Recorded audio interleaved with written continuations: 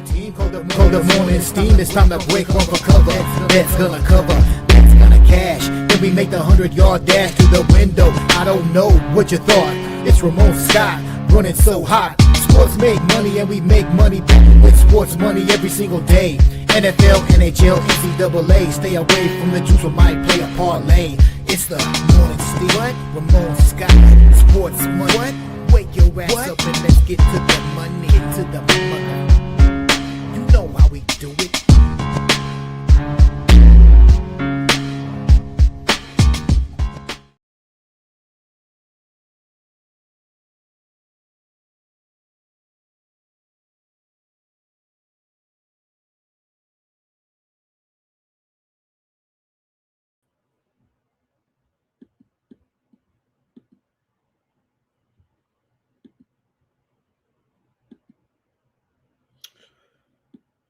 Yeah, right. A pleasant good morning to you coming from the sports betting capital of the world, Las Vegas. This is Ramon Scott, and welcome to the Morning Steam Show here for Tuesday, December 23rd. We've got an early card here getting underway with college basketball and college football as well. And tonight we have NBA, NHL. There's one semi-matinee, if you will, an afternoon contest, late afternoon contest in the NHL, and we'll preview all the action here in just a moment. Thank you for joining me here on the show. We're going to be here for a while, man. We've got a lot of games. Trying to squeeze these last games into the holiday schedule. It's a great night to take your family out to a professional sporting event or college game here as we cram in these last games before we hit the break, if you will. And just one note, I'm going to be taking tomorrow off here on the Morning Steam Show. We got one game tomorrow. We got the Hawaii Bowl, so I'm going to enjoy the time with my family and friends and take a little morning off. So hopefully you'll be able. We'll have a premium pick out there for sure somewhere along the line. Keep you guys posted and want to hear from you on the games here today as we get ready to go here on the Morning Steam Show. So thank you for joining me here as we get ready to go. Say hello to the folks in the chat, but first I'll just recap some of the great action from yesterday. What a wild night it was in the National Football League there last night, wasn't it? With the finish in the NFL. Man, what a game we saw with Phillip Rivers last night. My man, Phillip.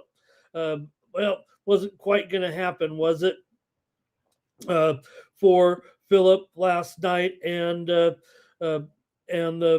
Indianapolis Colts there in the game against the 49ers. But, hey, they gave it a shot there. And, yeah, there was definitely a feel that maybe Phillip was going to come through there for a while. But nonetheless, it was the 49ers winning the game last night.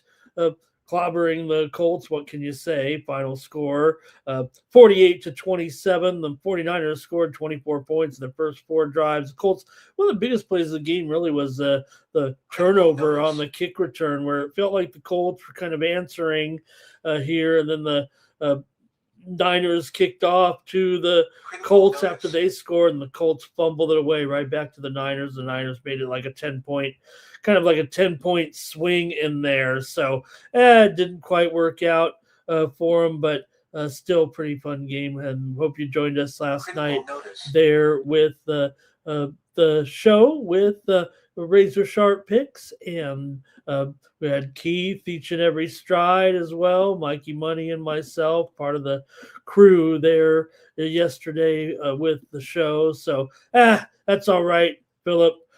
His family enjoyed it, I'm sure, and that's pretty much going to be it. We saw three teams clinch playoff berths because of that situation there last night, including the Chargers, the Bills, and the Jaguars, all clinching playoff spots in the postseason. So that was pretty good, pretty exciting too. And just get ready for the show here. Let me say hello to the folks in the chat here real quick, and I'll cover a little more of the action. But see who's here. Thank you, everyone, for coming in. We've got James Parm, and Nuke is here as well. AOD's ready to go. Thank you, AOD. And Rivers and Purdy. Yeah, poor Rivers, man. That shouldn't have been a pick, huh? But I'm glad Nuke got the cash there. Damon Waring. Hello, Nicholas Handy, our newest member to the channel. And Nuke said the Colts, right? The offense wasn't, well, the Colts also didn't run the ball very well, too. Eric Acevedo, good morning. Hey, everyone. Like this video, subscribe to our channel, Sports Money, here on YouTube. Fastest growing sports betting channel on YouTube. And going to get ready for all these previews here today, including those college games. Again, we kick it off here at 2 p.m. Eastern, 11 a.m. Pacific with the Boca Raton Bowl, but the college basketball gets started here just a couple of hours. Hopefully we'll be off the air because this show is going to take a while. Probably should stop talking and get going with the previews, but just want to mention there last night, I whiffed on that one. I thought it would be an under game. I thought the Colts were going to be able to run the ball effectively against a bad defense. And what were the 49ers doing against a statue of a quarterback, not even really putting any pressure on Phillip Rivers? They weren't blitzing at all. They were dropping back, and I don't know if that was the right strategy, but that's what the 49ers went with. Still, the 49ers in a situation that they could actually not have to travel again. They're home now, and they could go all the way to the Super Bowl without playing a road game from here on out. They got 2 more games at home. They win those, get a break or two. They could get the number 1 seed in the NFC, and then they'd play all their playoff games at home. All the way to the Super Bowl. So watch out for the Colts. If you know 15-1, we already talked about a little bit on them on the futures board right now. Very interesting proposition. Not saying they're the best, but when you play at home, it is a big deal. San Francisco outgained the Colts by 125 yards. They've won their last 5 games, all by 11 points or more. Kittle, 7 passes, 115 yards, and a touchdown. The Colts scored in their first 2 drives, but again, that fumble on the kickoff really, to me, felt like a big blow there. Of course, the pick 6, but by that time, Phillip has no conscience right now. He's on a free roll. He's not worried about making any mistakes. What are you going to do? So Indy lost 6 of 7 coming in after that 7-1 start. Rivers 277 yards and 2 touchdowns. Also want to say, wow, Washington State over Utah State in the famous Idaho Potato Bowl, and my man Josh Meredith out of El Cajon gets the game MVP. Awesome, Josh, man, a player that I've interviewed in my coverage, my high school coverage back in my hometown. He had transferred 3 different high schools, though. He left our district after a couple of years of 2 different schools. Not a bad kid, just a guy looking for a different situation each time.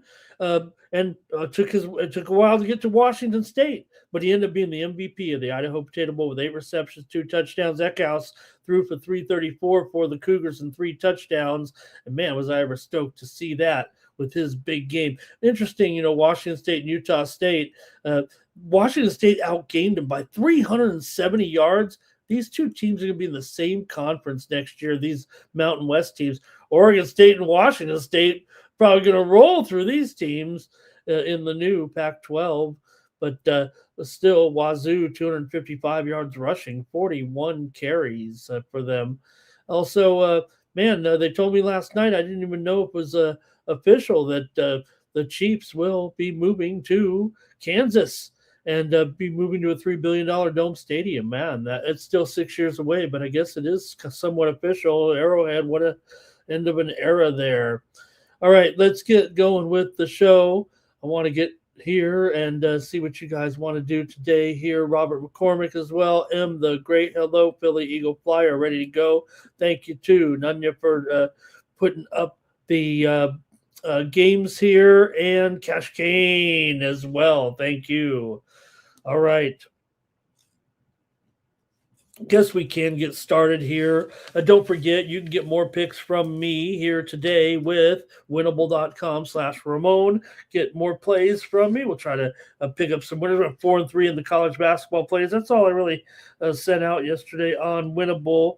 But today with this big NBA, NHL, probably get around to making some plays, premium plays there. So anybody who subscribes through the 1 day will extend all of them just another day or two for those short-term packages. You already get 1 week or more on some of these other packages as well. So please consider subscribing over at winnable.com/Ramon, and have a Merry Christmas, everybody. Use the promo code STEAM, save 20%. And maybe I should make another code for Christmas or something. I want to get everybody signed up here with Winnable. Okay, let's get to the bowls. Here a little bit. Steve Leftarian's here today. All right.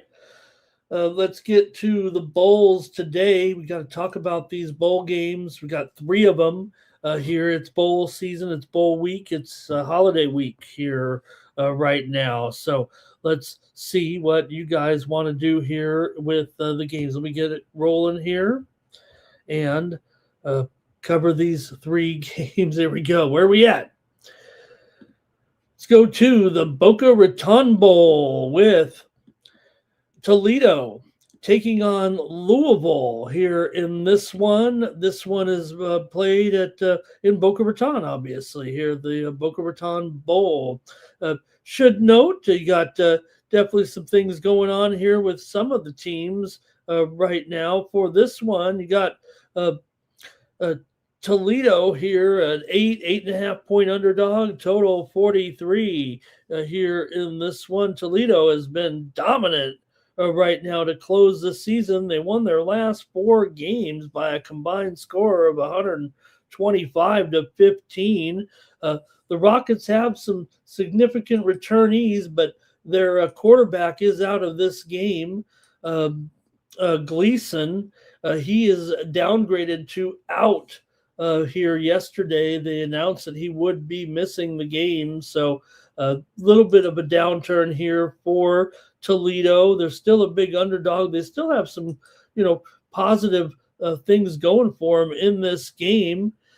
They're a strong underdog going 4-0 against the spread their last 3 years. They're so dominant in their conference and rarely a dog, actually. So they don't actually get to play in the dog role very often. However, they are in that role here in this one. Louisville, meanwhile, struggled as a favorite this year with a 2-6 record. Actually, winning their they've lost 3 of their last 4 games coming into this one. Louisville, they lost to ACC foes Cal, Clemson, and SMU. Although they did wipe out SEC foe Kentucky 41-0. So in there for Toledo will be Osborne in there at quarterback. You have Miller Moss, of course, in this one for the Louisville Cardinals. Not a bad option here, but for Osborne here, we'll see. I mean, he's been in there a little bit this season and may be able to produce some numbers here, but they'll have to rely on some other options here. Will the Toledo Rockets in this one? Good receivers as well with the Vanderos and in there, and train them in the backfield. But Toledo and Louisville have seen recent games go under here right now. Toledo 1-5 to the under on the road here this season. This is a neutral venue, obviously, but still away from home. That's where they've kind of not had maybe as much offense here. They've had some struggles offensively, but their late season dominance has been pretty hot, and their underdog history kind of make them live to me here. Louisville's gone under in 4 of their last 5 games coming in as well. So this total sitting here at 43. You do have a guy like Moss who might be able to get some things done. Some injuries here for Louisville coming in. Kewan Brown, he's questionable. I mean, he's really their top running back, actually. And Duke Watson, who also is provides depth at running back. He's also questionable in this game. So got to wonder if these guys are going to be in this lineup here. Maybe they got other things on their mind as well. And let's hear from you guys in the chat as we get to the Boca Raton Bowl here on Tuesday. Thank you for joining me here on the show. All right. Louisville by double digits, says Nuke. Toledo, their coach, right? Moving along. And here's the thing about the coaching situations, right? When you have the coaches moving on a little bit, is it's not to me so much sometimes the players, because in the bowl games, you do have it where, to me, if it's not a playoff bowl game now, you have to look at it as if the players are playing for the next season, right? Yeah, you got some seniors you want to reward as well. But, a lot of times you're looking at the underclassmen getting in the game. So I think one thing we have to look at is on some of these games that when the coaching staff is in disarray, unlike a game we'll talk about in a little bit, that's more the trouble when you have the coaches and you have some taking them with them, and some of the coaches aren't going to be back and things like that. So you get an undisciplined lot, if you will. I'm not so worried about sometimes some of the players who opt out. I mean, yeah, there's some big stars or whatever, but you're really ready to plug in the next group of players as well. And sometimes now the bowl games are more of a preseason game than a continuation. Yeah, sometimes you're going to reward some teams. Here's our Thompson in the chat. Here's Robert liking Louisville here, and the under. Our Thompson's on Louisville. A lot of support here for Louisville.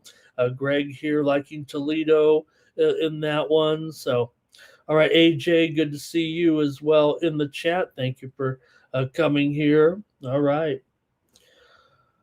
All right, I'll make my call here in this one, but thank you guys for your input here in the chat. And I think just a few more things with kind of this series anyway, because these teams really haven't met in a while. But Toledo won this bowl game 3 years ago. In the last 6 years, the underdogs are 4-2 ATS in the Boca Raton Bowl. So let's see here what you guys have.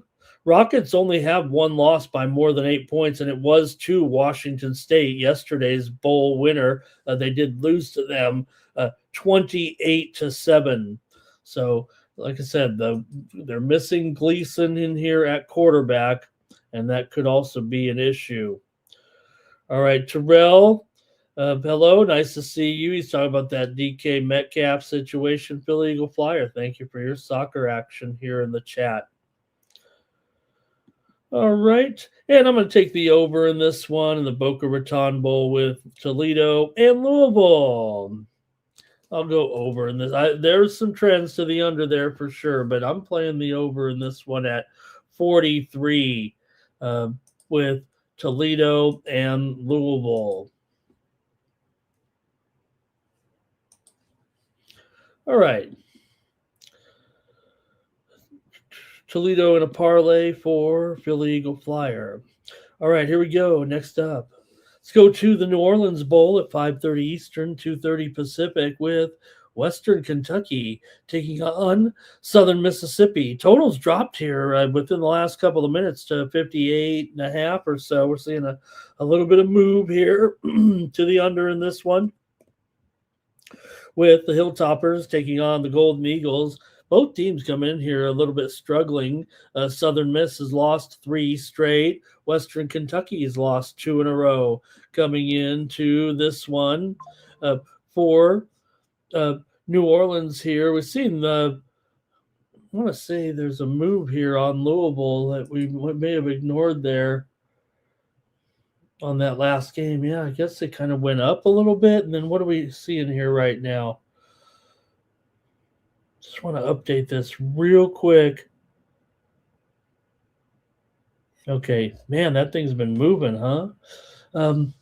Okay, let me get to it here. The Western Kentucky 5-3 against the spread as a favorite, 5-2 against the spread with single-digit spreads. The Hilltoppers have bowl success here. They've won 3 of their last 4, averaging nearly 40 points in those victories. Southern Miss comes in, like I said, on a losing streak, and they've got that coaching turmoil as well, making Western Kentucky kind of look a little bit more stable with their 9-3 spread record and 6-2 against the spread as a favorite. But same situation here with the Western Kentucky as the Southern Miss coach. I say Western Kentucky, but the Southern Miss coach here, he's already on his way to his next destination here right now, as the coach there is going to be heading to his next stop at I'm trying to think right now.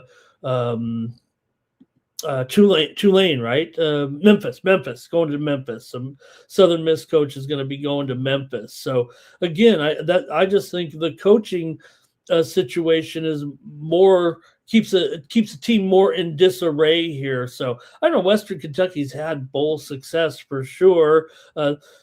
Here, like I said, in their last few bowl appearances, pretty good. I mean, they have the bowl experience, it feels like. So for Southern Miss here with this losing streak and the coaching situation, I think that that's going to be a little bit tough here in a pick'em game, actually, in the New Orleans Bowl. Let's hear from you guys in the chat with this matchup, and I'll try to cover a little bit more here with these two. Southern Miss just 1-2 as a dog this year. Meanwhile, Western Kentucky 6-2 as a favorite. If you consider them a favorite right now, they're 1.5 point favorites here at this point. Southern Miss playing their first bowl game in 3 years, and you're breaking up this situation. So Southern Miss is 1-2 to the under as an underdog. These teams haven't met in quite a while as well, but Sun Belt teams were 8-5 straight up and against the spread against Conference USA opponents this season. Of course, it's Southern Miss. It's the Sun Belt entry between these two. Western Kentucky allowed over 435 yards in 5 of their last 7 games coming in. They didn't really come back with a lot of talent there, but got a freshman quarterback here in Tisdale that did throw for 1,300 yards, 9 touchdowns, and 6 interceptions. Western Kentucky's always kind of been known as like a kind of a pass-happy team, so he should be targeting for more, but they do have 2 pretty good running backs in Parrish and Wright. Meanwhile, the Hilltoppers do have a pretty good rushing defense, actually, that could limit Pittman out of the Southern Miss backfield. And, of course, they'll be going with Braylon Braxton at quarterback here in this one. So let's hear from you in the chat at the New Orleans Bowl and see we got some plays here. All right. Here we go with...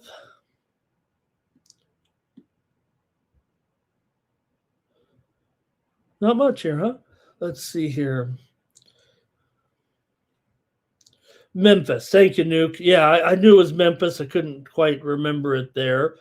Philly Eagle Flyer, Western Kentucky, and a teaser there. Nuke wants the Hilltoppers here with that disarray of Southern Miss. Also, Greg here likes Western Kentucky in this one. So does Robert. All right. I'm on the under in this one between Western Kentucky and Southern Miss. All right. One more here on Tuesday. This one's at the Frisco Bowl at the Star Center in Frisco, Texas, where the Cowboys facility is. You got UNLV taking on Ohio in this one. And now, look, this one is a little bit different, in my opinion, with this matchup and the coaching situation. Now, the Ohio coach, a little bit different, right? He got into a little bit of trouble here in the last few days, maybe some of those off-field transgressions that we hear about with a lot of teams. There is a little bit of steam coming in here right now. It is on Louisville, by the way. Remember, I was talking about the movement on Louisville and they're back up to 9 or 9.5 here right now. Steam just came in on Louisville. I knew that thing was moving. You caught me kind of losing my train of thought when I saw the board lighten up. So, anyways, with the Ohio coach, okay, this is different. I think this is not going to upset Ohio, I don't think, as much when it comes to this game. Granted, the coach got fired a couple of days ago, but it was off the field reasons. So you don't have a situation necessarily where all the coaches are kind of breaking up here right now. They're maybe losing. These other coaches are still here, right? Yeah, there's going to be a new coach coming in, maybe eventually. I don't know. Maybe they get the promotion going, but the head coach got fired. That's it. It's not like they're busting up the staff or anything. Maybe they are, but I think it's a little bit different with Ohio here because, yeah, I mean, it's a distraction. I mean, coach gets fired. I mean, yeah, that is, a big distraction for sure. But I don't think it's as much with the timing of the game, making the calls, time management and things like that, the things that go haywire when the coaches are leaving or have already left and leaving the assistants behind who are already getting broken up as well. And those guys are looking for jobs. And that could be the case here, but I do think it's a little bit different. But still, here for this one, the Bobcats have won 5 of their last 6, scoring 31 points per game. They're running for over 300 yards per game right now. And you have the Rebels, probably a little more talent with the Rebs here in this game. You got to figure, especially with Calandria at quarterback and Thomas at running back. But man, UNLV's defense gives up so much, especially in the run game a little bit. They got good secondary players, but the quarterback like Navarro here, a veteran, he might be able to pick these guys apart a little bit. So look, the total here is very, very high. I get that. But I'm more apt to go against the Mountain West. We've already seen the Mountain West lay a big egg so far. And yeah, UNLV could still get the win, but it doesn't look like they're going to be stopping Ohio here anyway, given the total in this game. Louisville, UNLV in their losses have given up 56 points, 40 points, 38 points. They've had some games where they've just ended up in crazy shootouts. In Utah State, they beat 29-28. They did lose to Boise in the title game, remember. For Ohio, they beat Buffalo 31-26. They're not really covering games, but that was more as a favorite. They did lose to Western Michigan as a 1.5-point dog. Ohio was 3-1 as an underdog this season. So I'm taking Ohio U because I like to go against the Mountain West Conference here, or as I like to call them, the Pac-12 with UNLV. They'll be going there as well. As far as the total is concerned in this game, you got a UNLV team that is just 6-7 to the under this season, but Ohio is 1-3 to the under as a dog. I just think recent matchups between Mountain West teams and MAC teams, they do have a lot of scoring. Whether or not they can get to 66.5, they might. But I think I'd rather just stay on the side here and take Ohio plus the points. I think it's going to be an unpopular pick here, but again, I'm going against the Mountain West. They've already looked terrible here right now. Just as they always do, it feels like in the bowl season. So see what you guys have. Ohio, like I said, been averaging 31 points. I think that seems just fine to me. Mountain West teams are 3-1 straight up and against the spread against MAC teams so far this season. But Ohio in their last 6 bowl games, 6-0 straight up. 5-1 against the spread for Ohio U. They are bowl tested, to say the least. Here we go with some picks from the chat. At the Frisco Bowl,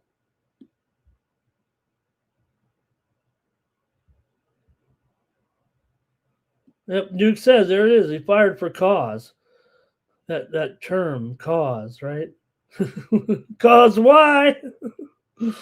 All right, Philly Eagle Flyer, Ohio. Barr likes the under. Robert McCormick liking the under here. Greg says he's got it here. Yeah, I guess he's got I guess he's got UNLV there. He's got the over. That's what he has. Nuke like in Ohio as well. There's UNLV, though. Lay the points, says 9. Legacy. Ohio plays like Tulane. They aren't going to beat UNLV. Public enemy like in UNLV. He likes the game under. I think he likes the game under right there. So I got to go with Ohio here plus the points because I fade the Mountain West right now.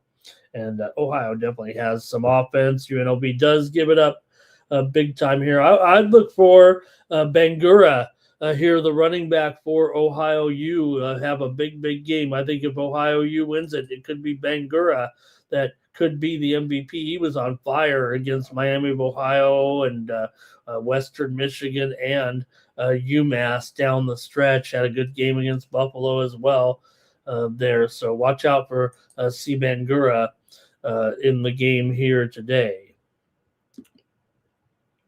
That's it for the bowl games, man. We got a long way to go. Got to go to the NBA with a huge card here. I think, what do we got? 14 games. Why not?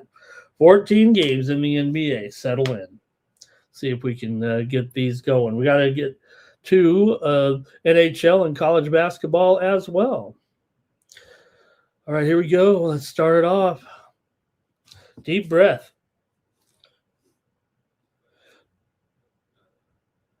The New Jersey Nets are going to take on the Philadelphia 76ers. NBA action here for Tuesday night. Brooklyn's been alternating wins and losses coming in right now, but man, they've been they've won 3 of their last 5 games. This is as hot as you're going to see for the Brooklyn Nets right now. About as good as it gets, right?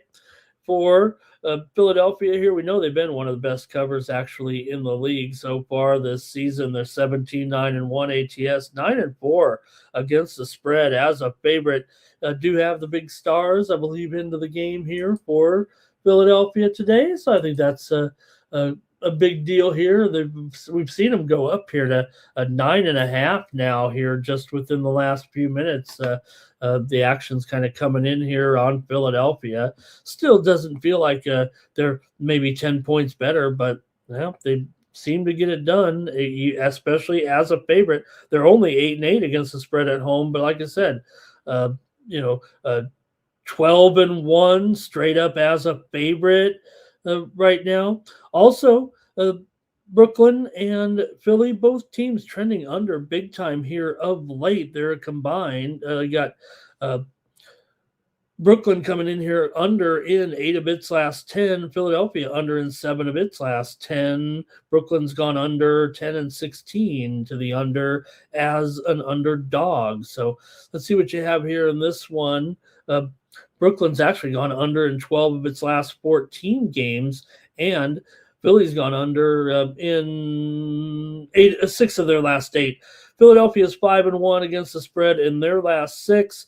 Brooklyn's kind of struggled in this matchup. Philly has won the last 2 games here this season, 129-105, 115-103. Philly got the money in both those games. Still going to be a little bit difficult to cover 9.5 here, but I'd probably go that way. Let's see what you have in the chat. Cash King loving this NBA card. Nets here for VAR. 76ers spread, Embiid points over for Cash King. Greg Gibson likes Philly here in this one, and I think he likes the over as well. But we're seeing this one go higher. What do I have on screen there? 217. It's 218.5 here for sure. This one has moved higher right now. Let me update that a little bit. I'm seeing mostly 218.5 here right now. I don't know if I agree with that, but all right. Public Enemy liking the Sixers here. NYC says, we're picking the first bowl game today. Didn't we go over that? I like the over in Toledo and Louisville. Brooklyn 9 Legacy says, Nets. Brooklyn always scores around 105. They scored 96, 95, 127, 111, and 119. I'm going to go with the Sixers in this one to cover by double digits. They've been a good cover. And, man, the Nets have done a lot of winning, but they keep coming back with a loss afterwards, and they don't cover the spread. They beat New Orleans, came back and failed against Dallas as a 7-point dog. They beat Milwaukee and covered. They failed the next time out at home against Miami as an 8.5-point dog. They just beat Toronto, so I'm going to expect them to come back and blow this one as well. All right, Brooklyn got their win versus the Raptors at 96-81 win. So back to their, yep, I think so, Terrell. Wizards taking on the Hornets here in Charlotte. Charlotte a 6-point favorite, total 233 in this one, with Charlotte coming in here 9-20, Washington coming in here 5-22. But hey, we're previewing them all here today. So let's see what we got here with these two. Charlotte's lost 2 in a row coming in. Losses here to Cleveland and Detroit, although they did cover that last game against Cleveland. Charlotte's 8-6 against the spread at home this season, but just 1-3 against the spread as a favorite. Washington's 10-17 to the under this season, including 10-15 to the under as an underdog. Sorry, gang. Let me get that straight here. Okay, let me repeat these numbers a little bit. Charlotte is 8-6 against the spread at home, but 1-3 against the spread as a favorite. Washington 10-7 against the spread this season, including 10-15 against the spread as an underdog. There we go. That's what I wanted to say. Charlotte's 3-1 to the over as a favorite, and Washington is 14-11 to the over as an underdog. These two teams have met once this season. Charlotte did win 139-113, getting 1.5. Washington, of course, coming in off the loss to San Antonio, but they did get the money a couple of nights ago. In fact, they've covered a few games here, looking good covering these spreads. Charlotte's covered 3 of their last 4 coming in. Charlotte's gone under in 10 of their last 13 games, and 13 of the last 20 meetings between these two teams have gone under. The Wizards are 6-1 against the spread in their last 7 games against Charlotte. But man, could they really hang here against them today? I think Washington has some starting to see some injuries come in here right now, as well as Philly now up to a 10-point favorite against Brooklyn here. That talked about that move, but for Washington here, let's see, Cam Whitmore, he's out of tonight's game. That's just come into us here a short time ago. Whitmore to miss this one for the Wizards here tonight. All right, let's see what you guys have here in the chat. And, okay, here we go. Cash Kane is on the Wizards. Robert's on the Wizards. Barr likes the over. 9 Legacy. Lots of Wizards support here. Wow. Greg here, he likes the Wizards as well. He likes the Wizards to win this one outright. No one likes Charlotte here tonight. Terrell says, I always go with the road dog when you have 2 bad teams going against one another. Here's Public Enemy on the Wizards on the money line. Wow. Lots of support here for the Wizards. I better just stick to the total here in this one. So I don't know if I will. Yeah, I guess they're getting the points. So I'm going to trust you guys to have it maybe right here. All right, I'll take the under in this one at 235. Is that what it is right now? 233. I'll go under 233 in this one. All right. Yeah, we did have some winners on the show here yesterday, but we had Memphis. They're just getting the points. Some people might not have gotten the cover. We took 16.5 there yesterday. The winners were few and far between for me, so I better trust you guys in that one. Greg says Wizards win is easy. I'll go under. Man, you guys are all over the Wizards.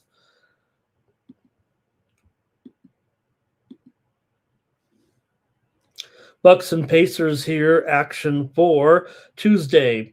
Milwaukee coming in here 11-18, Indiana 6-23. Both teams on losing streaks, especially Indiana, extended losing streak right now. Still getting the number here a lot of times. They're 9-6 against the spread at home, but really they're in a toss-up here right now with Milwaukee. Milwaukee, they are still the favorite here, it looks like right now by 1 point, 1.5. So they are 4-8 against the spread as a favorite. They've lost 3 straight to Brooklyn, Toronto, and Minnesota. Meanwhile, Indiana can't buy a win, but they did get recent covers against the Knicks and Boston, and they seem to do a decent job at home, at least against the number. But overall, man, no. You got an Indiana team 5-10 straight up at home, 4-20 straight up as an underdog, and Milwaukee 6-6 ATS is a favorite. That's not great, but maybe they could get this one. Milwaukee did beat them last month, 117-115. Didn't cover 6.5 there. It was at Indiana, just like this one is here. So let's see what you guys might have in this matchup with Milwaukee and Indiana. Indiana still has covered 10 of their last 15 games overall, while Milwaukee's covered just 7 of their last 20. Both teams have been trending under despite a few overs here of late. You have Milwaukee 4-9 to the under on the road. Indiana's 10-14 to the under as a dog. This one kind of sounds like a low score for me too. It's already down to 218.5 here. Was as high as 228. I'm sorry, 220. So let's see what you got in this one with the Bucks and the Pacers tonight. Here's an over, though, for VAR.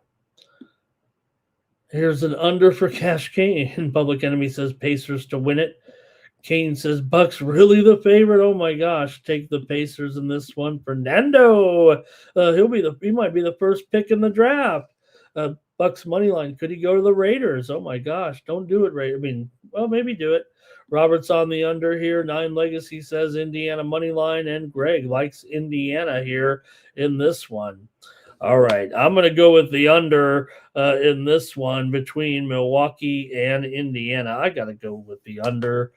These guys are, you got Milwaukee here, like I said, trending to that under, and Indiana 11-18 to the under this season. So I'll take the under. Terrell says Pacers money line as they took their foot off the gas last night to rest up for tonight's game. Raptors taking on the Heat. In this one, you got Toronto coming in 17-13, Miami 15-14. Miami, both teams have lost 2 straight coming in. For Toronto here, losses to Boston and Brooklyn. Miami, meanwhile, has lost to Boston and New York coming in. Toronto's in a bit of a rut here covering the spread lately. They've gone just 2-8 in their last 10 games overall, although Toronto has covered 9 of the last 13 in this series, even if they are struggling here a bit of late. Miami, meanwhile, 12-6 against the spread overall, 8-6 against the spread at home. Both these teams pretty hard unders for sure here. You got Toronto 5-10 to the under on the road, and Miami also trending under here, 5-9 to the under as a favorite. Toronto's actually gone under in 5 straight, and Miami's gone under in 6 of 8. So I'm going to go under here in this one with Toronto and Miami at 228. Give me the under here in this one. And I want to hear what you guys have in the chat. Miami here, 5.5 point favorite now. And we've got Cash Kane maybe on the over here. He's loving this card. Robert likes Miami here. Lay it -5.5 in this one. 2 teams did meet just a week ago. It was 108-96. Toronto got the win as a 4.5 point dog. in that one at Miami. So Toronto went in already here and beat them. We'll see. Is a little revenge for Miami. Greg here likes Miami for sure.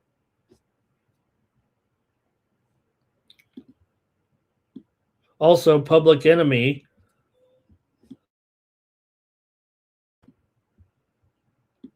Public Enemy on the under in this one with me. Pelicans taking on the Cavs here. Pelicans are hot. The hottest team in the league, the Pelicans. Can you believe these guys right now? They're taking on all comers. Wins and covers. Of course, they're covering. Actually, they were favored over Indiana, but Portland, Chicago, Houston, Indiana, Dallas. What a run here right now for New Orleans. They've really turned it around. They're already one of the best spread teams in the league. Despite going 8-22, they're 19-10 ATS, and they've covered 9 of 10 coming in. Cleveland, meanwhile, just the opposite. They're an okay team straight up, but they're 8-22 against the spread, failing in 8 of their last 10. They're 4-14 against the spread at home and 7-20 against the spread as a favorite. And they're favored here by big time. No one wants the Cavaliers here, do they? Laying this big number against the Red Hot Pelicans, or is this where it stops here? Because Cleveland has already won here against New Orleans, 128-100 as a 14-point favorite back on November 20th, and also won 131-122 on the road as a 6.5 point favorite back in early November. So I feel like New Orleans, there's one of the best covers going right now, and Cleveland doesn't cover anything. Let's see here if that's going to hold true today, though. Var likes the Pelicans here. Cash Kane says, Merry Christmas and take the Pelicans.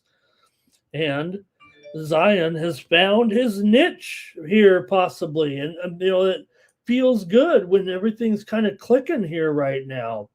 Herb Jones, questionable here tonight. Cleveland, no cover the last 6 as a favorite, but New Orleans off a hot fought win yesterday. So Steve does say a little bit of caution here after that win over Dallas, and Cleveland did win at home, but they didn't get the money against Charlotte. And Terrell says still no Mobley, no cover. Cavs haven't had a double-digit win since December 5th. How are they going to do it now? Robert says take the Pelicans. And Cash Kane says, hey, they got to play on Christmas, and then you got to deal with this game. Okay, we got a little steam coming in. Not too much today because it's already come in, and also we have a limited schedule. Lindenwood and Missouri State. Here's some steam coming in right now to the under in this one. We're at 147, and now it's down here to 145 with Lindenwood and Missouri State. Some steam to the under here on the morning steam show. We got to do better. Like the Pelicans do better with 0 West. All right, I'll do it. Let's take the Pelicans in this one on the morning steam show, plus those points. All right, the Bulls and the Hawks. I mean, what are you going to do with this one? You got to go over, right? I mean, they just played for 300 points the other night. Chicago's won 3 in a row. Atlanta's lost 3 in a row, including the game the other night, 152-150. It didn't go overtime. Remember, it was 38 all at the end of the first quarter. It was 83-73 there at halftime. What a game. It did slow down eventually, but still went for 302 points in that last game. The Bulls won it. They were 4.5-point underdogs. We were on the Bulls in that one. See what you got here. The second meeting already this season. The Bulls also won the first one as a 2.5-point dog at home. So maybe they've had a little bit of Atlanta's number here. Yeah, the Bulls have been struggling here of late, but now they've started to turn it back around again a little bit here. Chicago's 13-5 against the spread versus Atlanta, and Atlanta has failed to cover right now in 5 straight games overall. The only team they beat in those 5 games was Philly. They were 4.5-point favorites, and they won by 3. But man, they just went for the 300 and something points. Atlanta games are flying over the total here lately, which is a 10-5 to the over as a favorite. Chicago's 9-5 to the over as a dog, 10-5 to the over on the road. It does look like a lot of points, man, but they just went for 300 points. Surely they can get 254 points here. As crazy as it sounds, it actually has dropped in some of the books from a high opener at circa of 256.5 down here to a few points for sure. 252.5. So yeah, that is something to consider because maybe the sharps, they just take numbers anyways. Let's see what you got though here. I have no problem if you did take the over. Like Cash Kane says, the Bulls bar is saying it still got it. This is too big. Hawks here for Robert. Greg says he says Atlanta here. St. John's is taking some steam right now in their matchup with Harvard today. St. John's was a 25-point favorite, but they're taking the steam right now, and they're going to be a 27.5-point favorite here against Harvard. St. John's taking that steam against Harvard. All right, Atlanta hasn't covered as a home favorite in their last 8 games. Can you believe it? I mean, 4-9 ATS at home. Chicago 11-3 ATS as a dog. This is Chicago's role. As a favorite, they're 2-11. As an underdog, they're 11-3. When are you supposed to take Chicago? Right here, right? All right, I'll do it. Give me Chicago here in this one, plus those points again.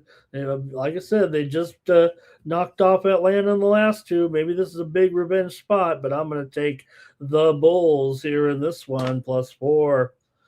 And Cash Kane says, got to like it. Not only high-scoring, big-time tempos, players coming back here, he says. All right. Dyson Daniels is out of this one. Okay. Terrell says, wouldn't be surprised the Bulls currently have the best record as a dog in the NBA.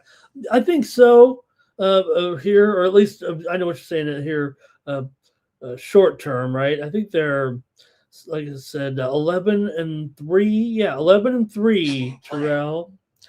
Hey, we got Villanova taking some steam. All right, we got some steam after all.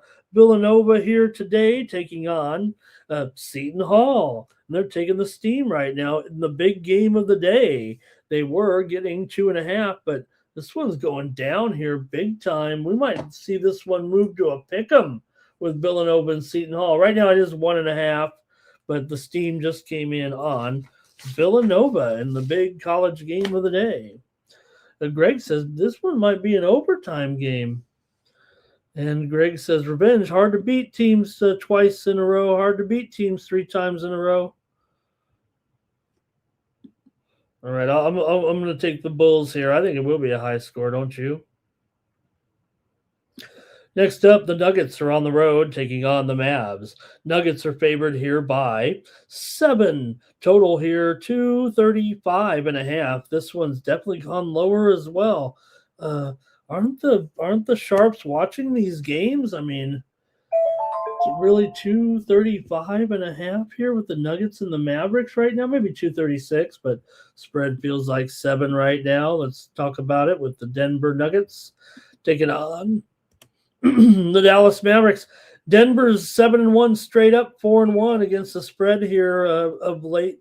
Pretty strong form once again for the Nuggets. Yeah, they did give one back there the other day with a rare loss as they dropped the game to Houston in that game at home. Houston was coming with a lot of momentum. Denver and Dallas both kind of trending over here right now despite some Dallas home unders, but you look at overall, Denver 18-10 to the over, 16-8 to the over as a favorite. Dallas has had a few overs here as well. 3 of the last 5 have gone over. These 2 teams met back first of the month, and it was 131 to 121 in favor of the Mavs. They won and covered. Of course, they covered. They were an 11.5 point dog in that game. Dallas is 13-8 against the spread as a dog, but Denver is 15-9 against the spread as a favorite, 9-5 against the spread on the road coming in here. Man, that steam came in on the over does surprise me here a little bit. If anything, Denver, pretty strong team. When they win, they usually cover. When they lose, they don't. That's almost the way it is. I mean, with this team, you look at, like I said, they have basically 21-7 straight up, 17-11 ATS. But again, this is their role, right? Away favorite. This is usually when they're able to get the money here. I know it is 7, but I might still do it here, despite the fact that Denver last night played at home, and now they're traveling here to Dallas. Dallas, meanwhile, was on the road, and they're traveling home now after the loss to New Orleans. So they're both technically coming in here, although Dallas will be in their home beds, if you know what I mean. I think I'm going to take the Denver Nuggets in this one. Like I said, right now, when they're winning, they're covering. When they lose, obviously they're not covering, especially in a matchup like this, but I don't know if they're going to lose to Dallas tonight. I'm going to have to take Denver in this one.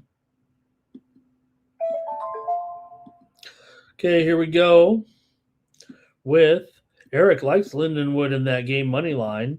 Over for Greg, Nuggets for Bar. Eric Acevedo is here. He likes Denver on the money line. Robert likes Denver. Hello to Chosen One. Today, Irish King says, take Denver in the first quarter. Looks like Cash Kane not too thrilled with this one. Greg says right here he likes Denver and the under. And let's see. Steve says, Dallas has won their last 5 as a home dog. Is that right? Is it last 5 win, or they are 7-14 overall as a dog? I know that they did lose to. Let's see here. They beat Philly. They beat. It was. They beat Philly as a home dog. Thanks, Steve. What a great stat. Chosen One, he likes Green Bay and Campbell. We're going to get to those. We're going to preview the early games. That's what we're going to do. Terrell says Murray had 45 against Dallas, and hello to Irish King. Greg says Denver's going to rock. I'll take Denver here. The New York Knicks taking on the Minnesota Timberwolves. Action here on Tuesday night. Minnesota 19-10 coming in. The Knicks are 20-8. Minnesota favored in this one by 8 here. And that total, maybe it's ticked up a notch to 228.5. In this one, you could still use the cat narrative a little bit more, I think, when you go to Minnesota rather than vice versa. But Minnesota's won 2 in a row here right now. Knicks have been pretty hot as well, coming in off of a win over Miami. They did lose to Philly, but they were on a winning streak before that. Same thing for Minnesota. They've won 2 in a row. They did have a loss to Memphis, but were winning games before that. Both teams have been somewhat crummy here, ATS. Knicks are 4-8 against the spread on the road. They're 18-11 against the spread overall, because we know they're one of the best home spread teams. Minnesota, meanwhile, 8-15 against the spread as a favorite here. But the Knicks obviously have big-time injuries coming into this game. OG out and Brunson out here. So, look, the New York offense has pushed it over here in 4 of their last 5. But Minnesota's 5-11 at home to the under this year. And even though the Knicks are an over team, they're just 6 up and 6 down spread-wise, totals-wise in their games on the road. So it just seems to me, you see the spread already. I mean, it's big for a reason, right? It's 8 for a reason because of the Knicks injuries here. Like I said, Brunson out. Not only that, Yabusele is now out. We've learned here this morning as well. So Jaden McDaniels questionable here for Minnesota, but I got to go under here, missing all those points from the 2 stars of the Knicks.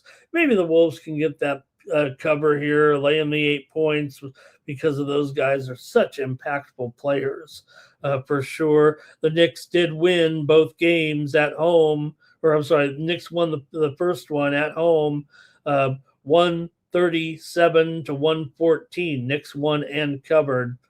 So let's see though here in the chat what you guys have. Knicks are 10-4 against the spread against Minnesota their last 14, and Minnesota just 5-10 ATS in their last 15 overall.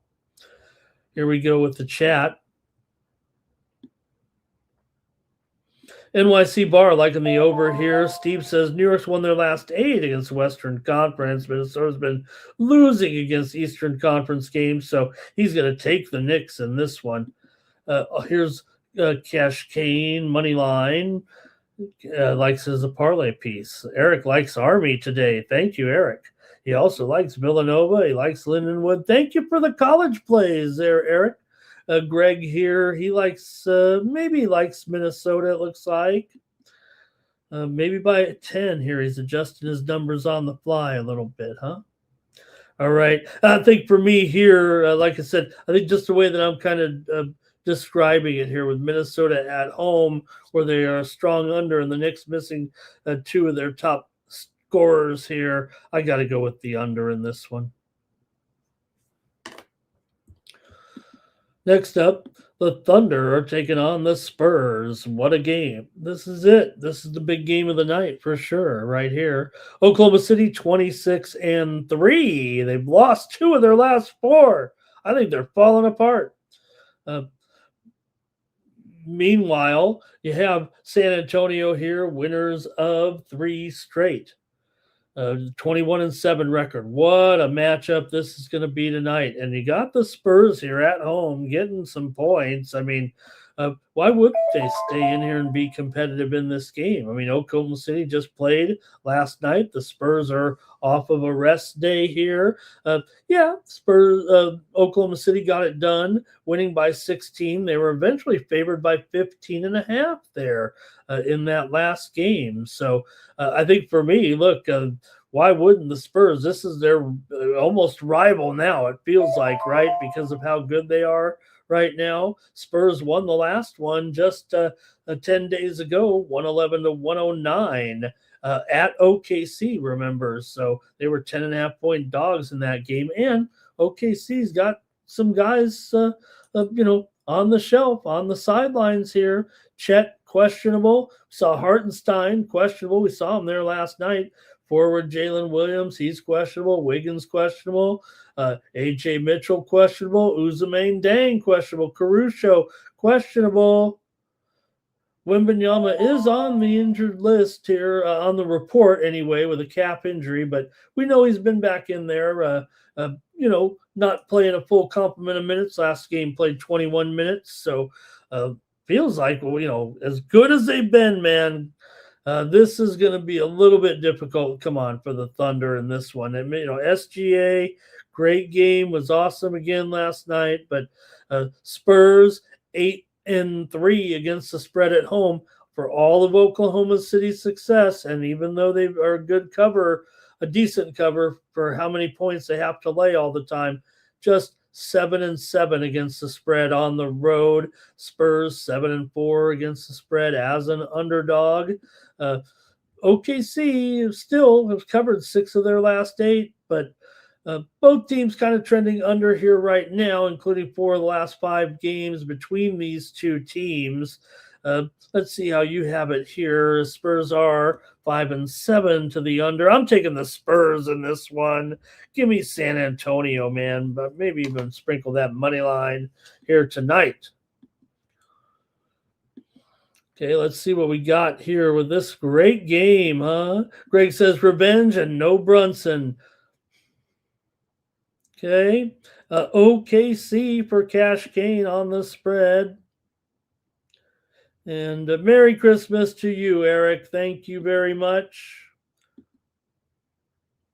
Great to have you as always. Greg says he likes the Thunder maybe to get there, but he likes the over, it looks like to me. R. Thompson on the over here. NYC Bar says Thunder lean under. And Greg says all those injuries and still favored. I think he says, I think that means something here. I think maybe just, and we'll see. Those are a lot of questionable players. I mean, they could have half those guys in the lineup tonight. You got to have somebody. The healthiest of the guys may just have to suit up here. Here's the one thing about these games, guys. Right? I mean, granted, Thunder. Some of these teams going to play in a couple of days, but everyone's going, home here real quick to spend some time there a little bit. We got Greg here. 3 baskets better. Okay, I'm taking the Spurs. Okay. Here comes the Grizzlies taking on the Jazz here. Action 4 Tuesday night. Memphis coming in here 13-16. They've lost 2 straight. Utah 10-18. They've lost 3 straight. Coming in, losses to the Lakers, Orlando, and Denver, although they got the money against Denver as a 12.5 point. I think they did, right? I don't know if they did in that game, talking about the Utah Jazz. For Memphis here, back-to-back losses. Remember, 2 Washington, 2 OKC. Utah, one of the best spread teams at home in the league this season. 12-4 against the spread at home. So, we think of maybe as a good traveling team, but Memphis 8-4 against the spread as a favorite. They're still favored here. In fact, they're favored by 3.5 right now in the total. Great. I think that's fine. Give me another pointer. So I'm going to take Utah in this game. They're doing a fine job at home for sure. Now there are some. Little bit of steam coming in here right now with Harvard and St. John's. We just talked about that steam that came in on St. John's. Now it's coming in on the over at 145.5, and this one is up to 147.5. Steam to the over with Harvard and St. John's. So Utah 12-4 against the spread at home, and you're not going up against some world beater here in Memphis. Like I said, although they are a pretty good favorite and a rising favorite here, but not for me, thanks. I'm going to take the Utah Jazz in this one. That's for sure at home now, getting 3.5 against Memphis. Like I said, you got to take a peek at this injury report because there are a few Utah names on the list, but nothing really too substantial. I think really Memphis. You got Brandon Clark out. Steam play. You got Vince Williams questionable. You got Ja questionable.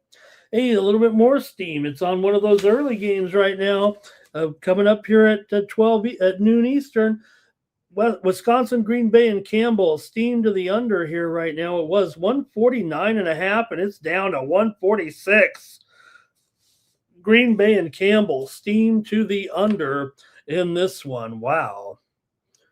Okay. Let's see what we got here from you guys. I'm already on the Jazz. I'm on the Jazz. Here we go with NYC bars on Memphis. Greg, I think he likes the Jazz here all of a sudden, but he likes the over there, it looks like. Cash Kane says he thinks the Grizzlies open as a dog. Wow. Yeah, I don't know. I didn't see that, but they definitely have moved up from 2.5 to 3.5. Robert likes the under in this one. Yeah, look, Memphis is a big time under, right? 4-11 to the under on the road, but Utah's 12-4 to the over at home. Utah's also 15-9 to the over as a dog. Really, Utah's an over team and Memphis is an under team this season. It's really a matter of what your preference is. I will say this: the overs come in 15 of the last 20 in the series. And Utah, man, they've covered 4 of their last 5. This matchup's kind of belonged to Utah here of late. They've won the last meeting here 11 days ago, 130 to 128 on the road as a 7.5 point dog. I'm going to take Utah in this one. Greg here says Memphis in this one, and Steve says Memphis has won their last 7 games as a road favorite here. Great job, Memphis there. No wonder they're 8-4 as a favorite against the spread. All right. And they obviously are taking the action here. All right. Greg says Memphis by 4, just in case you weren't sure. All right. All right. Here's the Lakers and the Suns right now. And no Luca here tonight. So you got the Suns favored by 5.5 in this one. Both teams coming in off of a loss. Lakers lost to the Clippers, of course. And I didn't believe it. I was like, you got to think that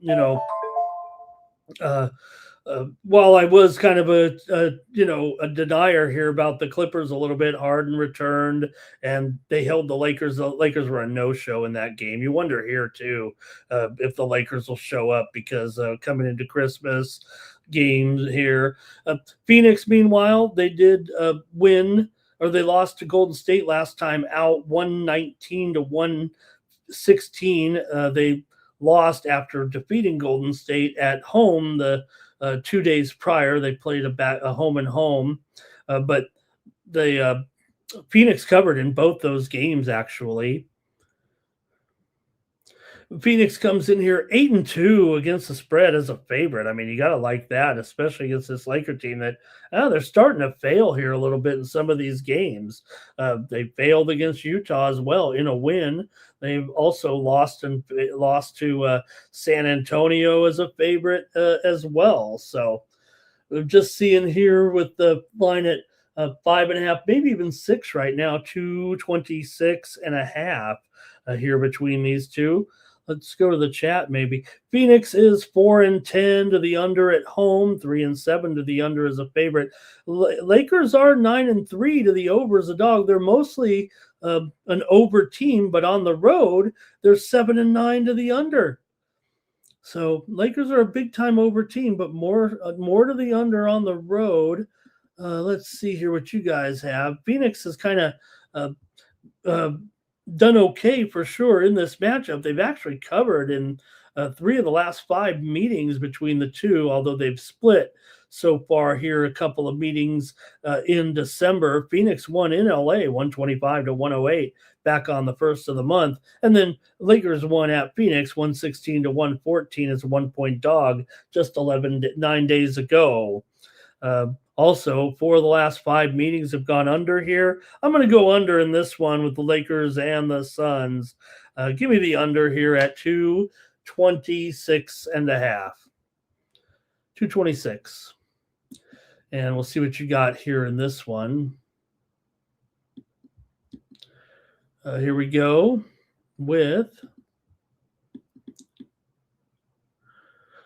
Philly Eagle Flyers, loving his precious metals right there. Says loving that silver. Get away from the cryptos. Get yourself some real precious metals. All right, Greg says 117, 110. He likes Phoenix here to get this one. Maybe he likes the over. Cash Kane says money line for the Suns. Var says take the Lakers here in this one. Okay. Oh, sorry about that game. Robert here liking the Suns. Lakers declining. They're declining.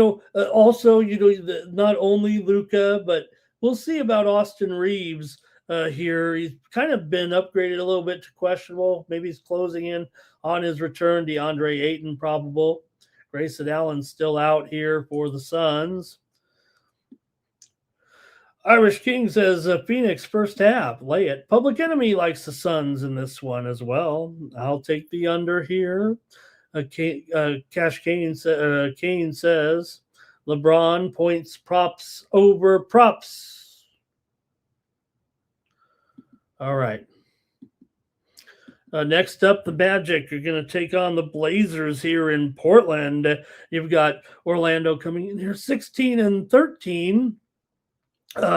Losers of 3 of their last 4, coming in off a loss to Golden State last night in that crazy game with we say it every time, right? It's all about Dre. It's all about Draymond. No one cares. I asked ChatGPT about Draymond. I said, why is it always about Draymond, ChatGPT?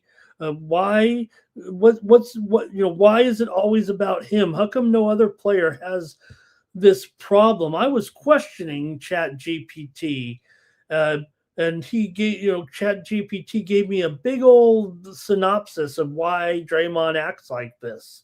Of course, he stormed off of a court there arguing with Steve Kerr now because Steve Kerr's a terrible coach and Draymond probably coached this team better than Steve Kerr. But Draymond, Chat GPT said he's built his career on emotional intensity, confrontation, constant talking, pushing physical and psychological limits. He's not a scorer, so his impact comes from disruption. When you live on the edge, crossing it becomes easier. Oh my God, ChatGPT, what a drama queen. Um, anyway, uh, we're trying to talk about the Blazers here, and I just got off track because the Warriors aren't playing here tonight, I guess. But still, another bizarre incident with Draymond. I wish he'd just go away. I mean, after a while, you just got to say, I wouldn't like you as a person. I'd try to fight you. I don't care if crush me. I'm gonna go down swinging with this goofball. All right, let me go to this Magic game though here right now with the Magic and the Blazers here. Magic have failed to cover in 4 straight. They did beat Utah, but they were favored by 7.5. Did not cover. Meanwhile, Portland, winners of 3 of their last 4, did lose to Detroit there last night. I thought they covered. I mean, I had a bad night here on the show, that's for sure. And I thought Portland was going to get the money, and they did. They came all the way back. Not all the way. They were trailing by 3, I think. But in the end, they didn't cover at all. They didn't cover. I think they lost by 8 and they were getting 6. Let me fire up the tweet deck here. Sorry about that. So anyway, you do have the Blazers here, 13-5 against the spread as a dog. This is their best roll, and Orlando's failed to cover in 8 of their last 10 coming into this one. Now, look, these two teams are a combined 34 and 24 to the over. Orlando is 8-5 to the over on the road, and Portland is 8-4 to the over at home.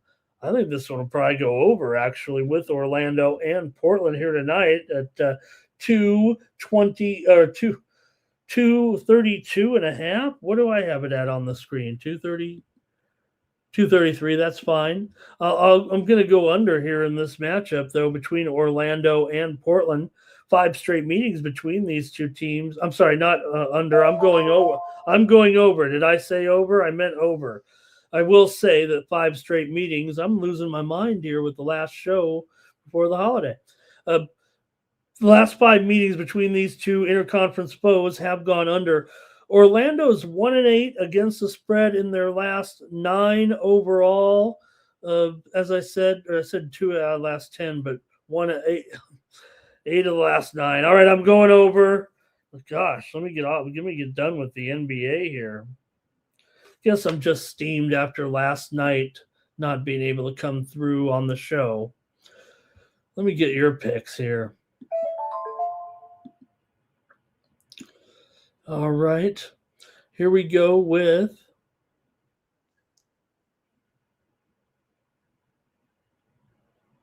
Irish King called that to Golden State there last night. Okay. Orlando here for Greg. He's got it right on there, I think. Barr said under. Okay. AJ's playing the medals game right now. The market was down there. It started pretty okay. It started to go down here a little bit. Took a pretty big tumble. Starting to fight back here right now. R. Thompson on the Magic. Magic to win in a buzzer beater here, says Greg. Draymond dream trouble. Orlando here for Robert in this one on the road. Both teams on the back-to-back, of course. Like we said, Portland losing that game, and Orlando got blown out in that game. Draymond couldn't even stand the fact that they were winning too much, I think. Orlando for 9 legacy. Philly Eagle Flyer likes, how about a sports money meme coin or something like that? Could we have that? And good morning. Merry Christmas to you, Kelly, in the chat. Thank you. Happy holidays. And Merry Christmas. All right, I'm going over in this one. Next up, the Pistons are on the road taking on the Sacramento Kings. Pistons 23-6. They won and covered again last night. Kicking butt here, not only winning but covering games. 17-12 against the spread this year. The Kings not only lose games, they can't even cover as an underdog.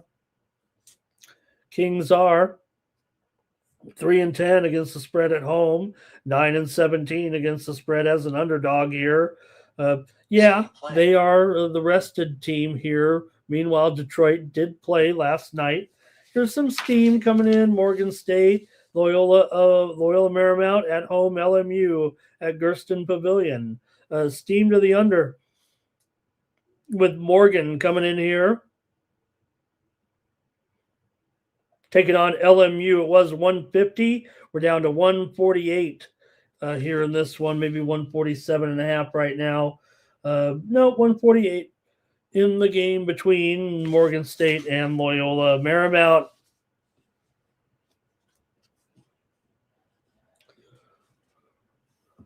All right. They just sent me a breaking news that the Pro Bowl teams have been announced. We're not breaking in for that. You go back to playing a football game, and we will announce the Pro Bowl teams like it's something important. I know it's neat that they are honored as the Pro Bowl members, but can't get behind flag football game. Okay, here we go. Pistons and Kings. Get your play in with me here in this one. For Detroit here, 4-1 against the spread. Their last 5. Sacramento 3-12. 3-12. What are they? 3-10 at home. Again, 3-10 at home, I think, right now. ATS. Both teams kind of trending under here of late. Sacramento 11-15 to the under as a dog here. Can the Pistons roll these guys even though they're on the back-to-back and Sacramento's had a day off? Man, I mean, the Sacramento continues to be dismal against the spread no matter what, it seems like. Here we go. There's 9 legacies on Sacramento. Greg here says he thinks they can get it done. Greg says the Kings beat Houston and lose to Detroit by 10. Robert likes the under here. I'll still do it. Give me the Pistons. I'll try it. I'll lay it here. Like I said, just Kings just so bad against the spread here. These two teams have not met yet this season. NYC Bar says he'll take it, though, with the Kings. All right, we're almost done with the card here. We're on the last NBA game. How about it? Rockets and Clippers here. Rockets favored on the road, 7.5 to 19.5. Oh, this one's dropping. This one's dropping again like Clipper games do. I don't know if it's going to be an under game here, is it? Well, according to the Sharps, it looks like it, but Houston here comes in on having lost 3 of their last 4, 17-9 overall. Clippers beat the Lakers last time out to stop their long losing streak. Maybe with Harden here, things will look up a little bit. Clippers are the worst home team against the spread, 2-10 overall, 9-19 ATS overall. Houston, meanwhile, is 15-11 against the spread overall, 10-6 against the spread on the road. They are favored by 7.5 here, so a little bit tough, but hey, they just played 12 days ago. Houston won at 115-113 at home. Did not cover in that one, so maybe the Clippers are going to start showing a little something, maybe getting some numbers here as a dog. I don't really want to take the Clippers, but after all, Houston here is on a road trip right now. This is their 5th straight road game. The road's getting long here going into the holiday. Clippers, meanwhile, have been a little bit busy going between LA to Oklahoma City, back to LA. Houston 6-2 against the spread last 8 versus the Clippers. Clippers have failed to cover in 8 of their last 12. The recent head-to-heads kind of point to the over here. They've gone over in several games in a row right now. But like I said, the move's on the under. So maybe I'll just stick with the spread here. I'll take Houston to rock these guys right now. Clippers might be a little bit of a hot flavor here soon, but I need to see a little bit more first. Houston 16-10 to the over overall, 11-5 to the over on the road, and 15-9 to the over as a favorite. Clippers may be trending under of late, but they are 9-6 to the over as an underdog. I'm going to take Houston here. I don't believe in the Clippers just yet.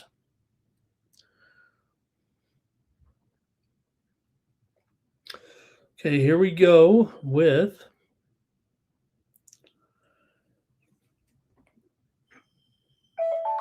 we've got, I missed AOD, and they're talking Detroit basketball, Public Enemy as well. Kelly likes the under here in this one. Greg, though, I think he likes Houston. Robert says take the Clippers in the over. Steve says Houston as favorites have covered against the Clippers the last 4 times in LA and the last 7 overall. Oh, man, that's a good home. That's a good dominance there. Kelly says, had a hunch on the Sacramento-Houston game. Houston off 2 games in Denver, but I didn't bet it. Greg says, Houston off a loss. Houston might take him to the woodshed. Rockets on the spread here, says Nine Legacy. Public Enemy ready to take those Clippers at home. Kelly says, Clippers beat a crippled and uninterested Lakers team. Put Houston in your teaser. Oh, all right, gang. That's it for the NBA. I've selected 3 college games, including the 2 earliest starts of the day here. So let's get to those, and then the big game of the day. That's it. Just 3 games in college basketball. This is a long show. We've got 13 NHL games to go. Hopefully all that steam that's come in will set you on your path to having a good day. But let's go to the games early here with Wisconsin Green Bay taking on the Campbell Camels in this one. The Phoenix are underdogs in this one. Campbell favored by 5, down to 3.5 here right now. Total 145.5. So since I typed these in several hours ago, I'll just say, but a big move to Wisconsin Green Bay and a big move to the under here. So how about that, huh?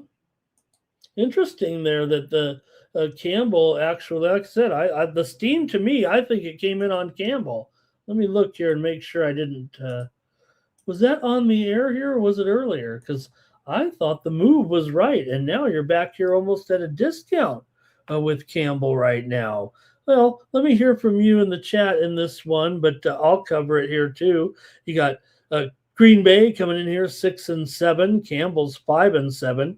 Green Bay's won 2 straight ever since.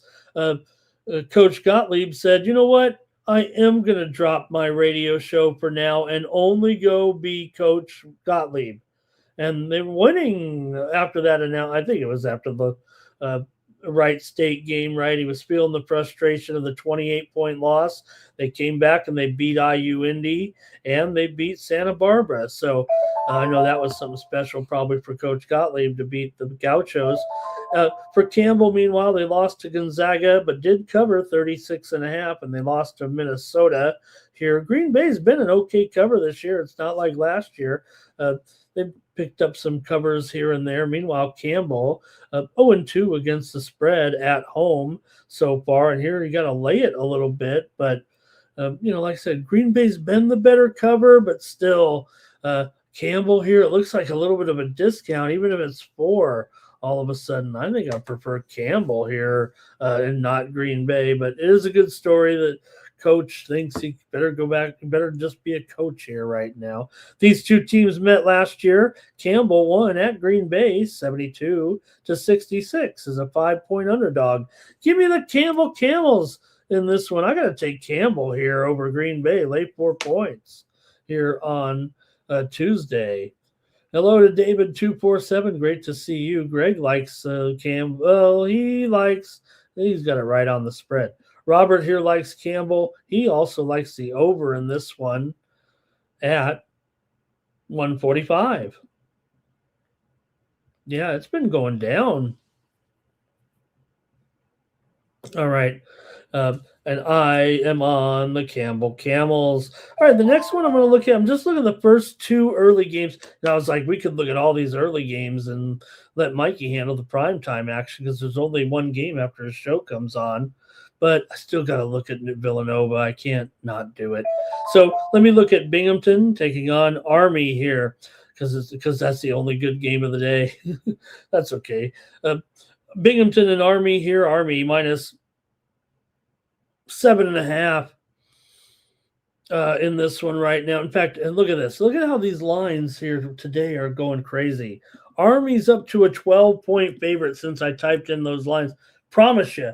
Yeah, I was up in the middle of the night watching, mostly looking at that 60 Minutes report that aired in Canada that they thought they deleted from the United States.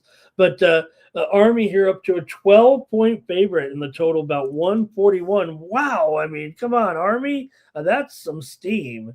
This one was at 12.5. Now, Binghamton's having some issues here for sure. 3-10 right now. Army's only 5-7, but Binghamton's lost 4 in a row here right now with big time losses to Lemoyne, Central Connecticut, Pitt lost by 40, Mercyhurst as well, Binghamton 3-6 ATS as a dog. This is the first time Army's been favored all year. Army comes in here though 7-3 ATS overall, just 2-3 ATS at home. The widely reported Steam also came in on the under here, taking it from 143 down to 139.5 or so in this one. So let me update the total as well. Yeah, 139. 139.5 or so. These two teams are kind of over teams so far. Binghamton's 5-1 to the over on the road, and 7-2 to the over as a dog. Army's 6-4 to the over here as well. These two teams played last year, scored 146 points as Binghamton won it 76-68 as a 4-point dog. That's a big number, man. Here, Binghamton is struggling. I get that and all, but man, let me hear from you guys. Anything on the chat here from this one? Not really. Greg says 75-64. Army looked bad against Duke. Oh yeah. What did you say? That was a while ago, though, wasn't it? Give me the points with Binghamton. Like I said, Binghamton's struggling. They've lost and failed in 4 straight. Army's covered 4 straight. Even their GW loss, they got the money as a 19.5-point dog, but runaway favorite here. Robert on Binghamton plus those points. NYC Bar likes the under here in this one. All right, it feels to me like the trends would win out here over the action here necessarily, but all right, I gotta make my call. You guys came in with yours, so man, you guys are hotter than me. I think is coming in. Okay, I'm gonna end up here going with the over in this one with Binghamton and Army. So I picked the game. Try to have the pick ready. All right, we got one more here real quick. Robert's on the under. Oh, man, you guys are on the under.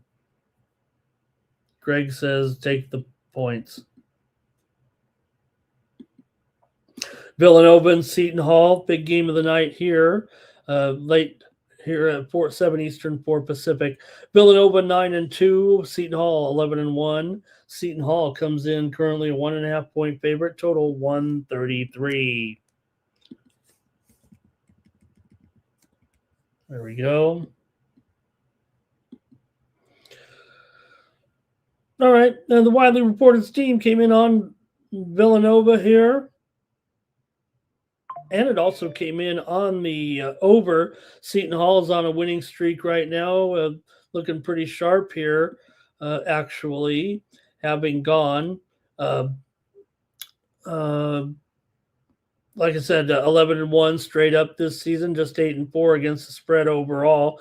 Villanova's 3-1 against the spread on the road so far this season, and 8-3 against the spread overall. They just won and covered against Pitt and Wisconsin. Sure, they got blown out by Michigan, but they swept and covered against Big Five foes, Temple and Penn as well. Seton Hall's won and covered here, 3 straight covers. Like I said, they're on a long winning streak.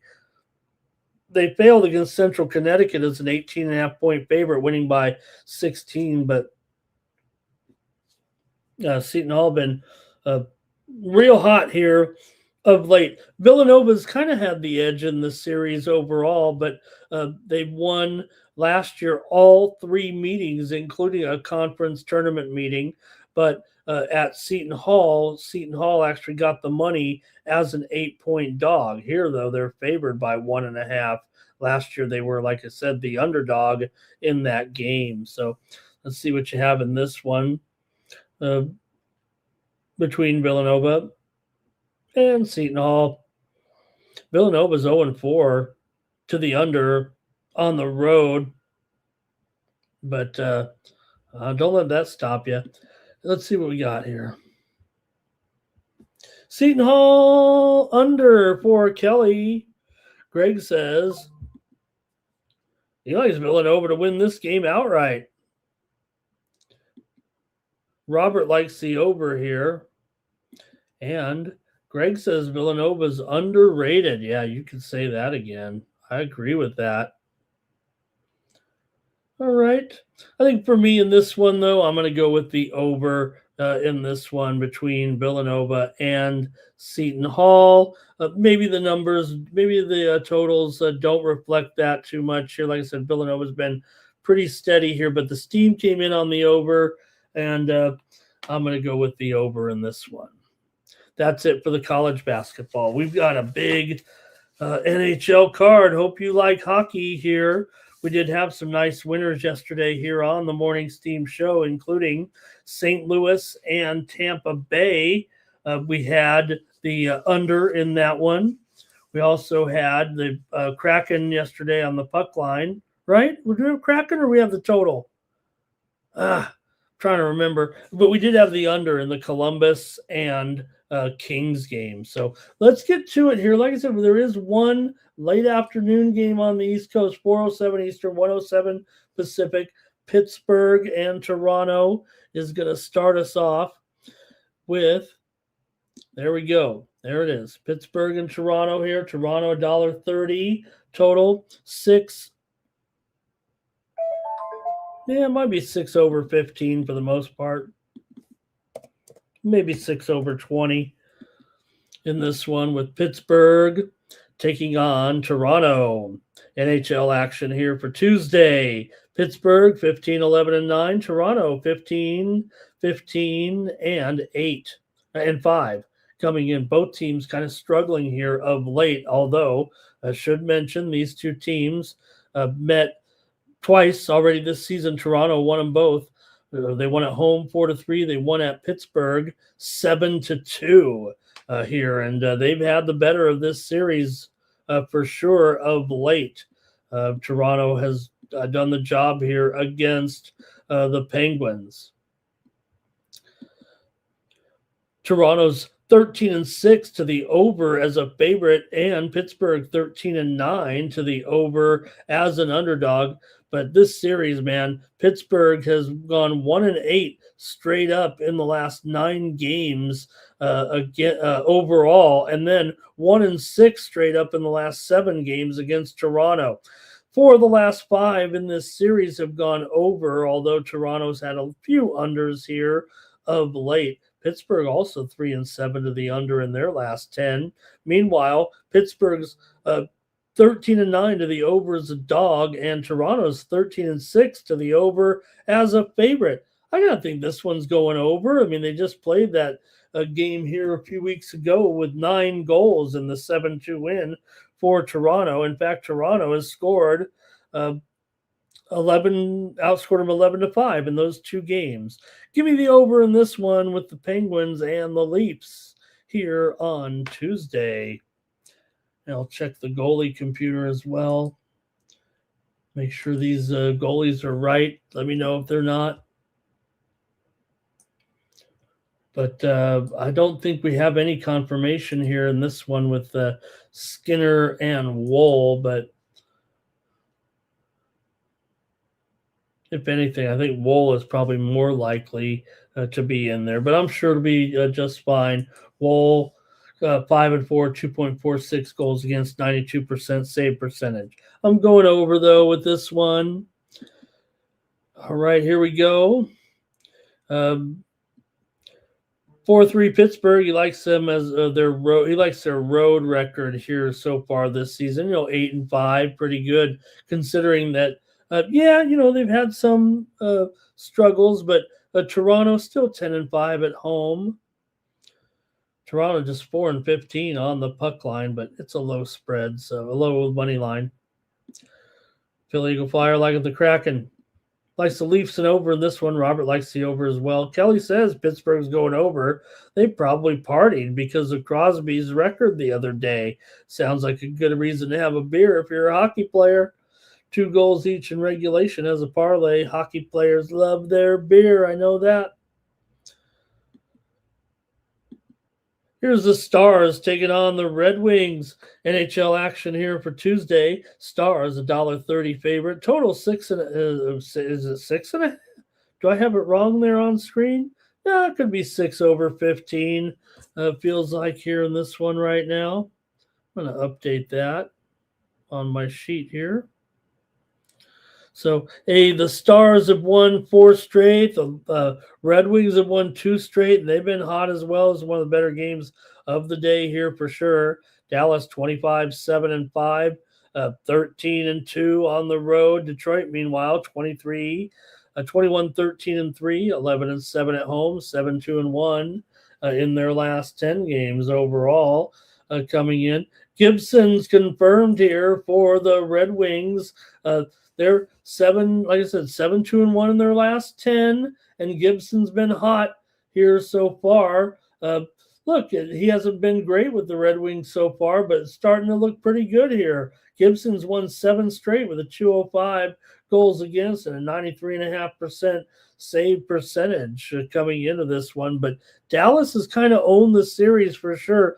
Detroit did win the last meeting. They haven't met here yet this year, but it's been all Dallas. They've won 8 of the last 9 games against Detroit, and they've won 8 of their last 10 overall coming in. Now, the widely reported steam did come in on the under here. Dallas is 12-17 to the under as a favorite. I got to think that that's where we're going. I think Gibby here can still look pretty solid. He's really starting to play well. You have Ottinger. Yeah, he's on the road, but I'm going to go under here in this one with Dallas and Detroit here on Tuesday night. Give me the under 6 goals. 5 of the last 6 meetings between these two teams in Detroit have gone over, but again, they're not meeting, but just a couple of times, one time a year here. All right, let's get some plays from the chat here. Thank you. And we've got, let's see here. Philly Eagle Flyers on the Stars. Dallas keeps going, says Greg. Detroit for Irish King. Robert says Stars and Public Enemies on the over. Barr likes the under, however, in this one with me. Next up, the Rangers are taking on the Caps here. Action for Tuesday night. Rangers 18-16-4, but they're on the road. Does that mean we go with the Rangers here tonight? Washington 19-12-5. Be careful. Washington $1.70 here total. 5.5 over, maybe at minus 115 or so in this one. Look, this is feels like under city for the most part when you look at these two teams, right? You got Detroit here. Washington here, 13-25. Do the under this season. They've been going under very steady here of late as well. All these games going under here of late, it seems like, for the Rangers. 9 of the last 12 combined have gone under between these two teams, including a 1-0 win by Washington back on. Let's see here, back in late October, I think it was. Meanwhile, Washington 8-11 to the under at home. Got some steam right here, right now. This might be the coverage since we're not going to be here tomorrow. There's some steam coming in the Hawaii Bowl. California and Hawaii. It was 52.5. Steam's coming in big time on the under right now. It's all the way down to 50.5 here with California and Hawaii. We're seeing some steam to the under in this game right now between those two teams. Also want to mention that Toledo and Louisville game is all the way up to 11 here right now for Louisville. I just had to get that in.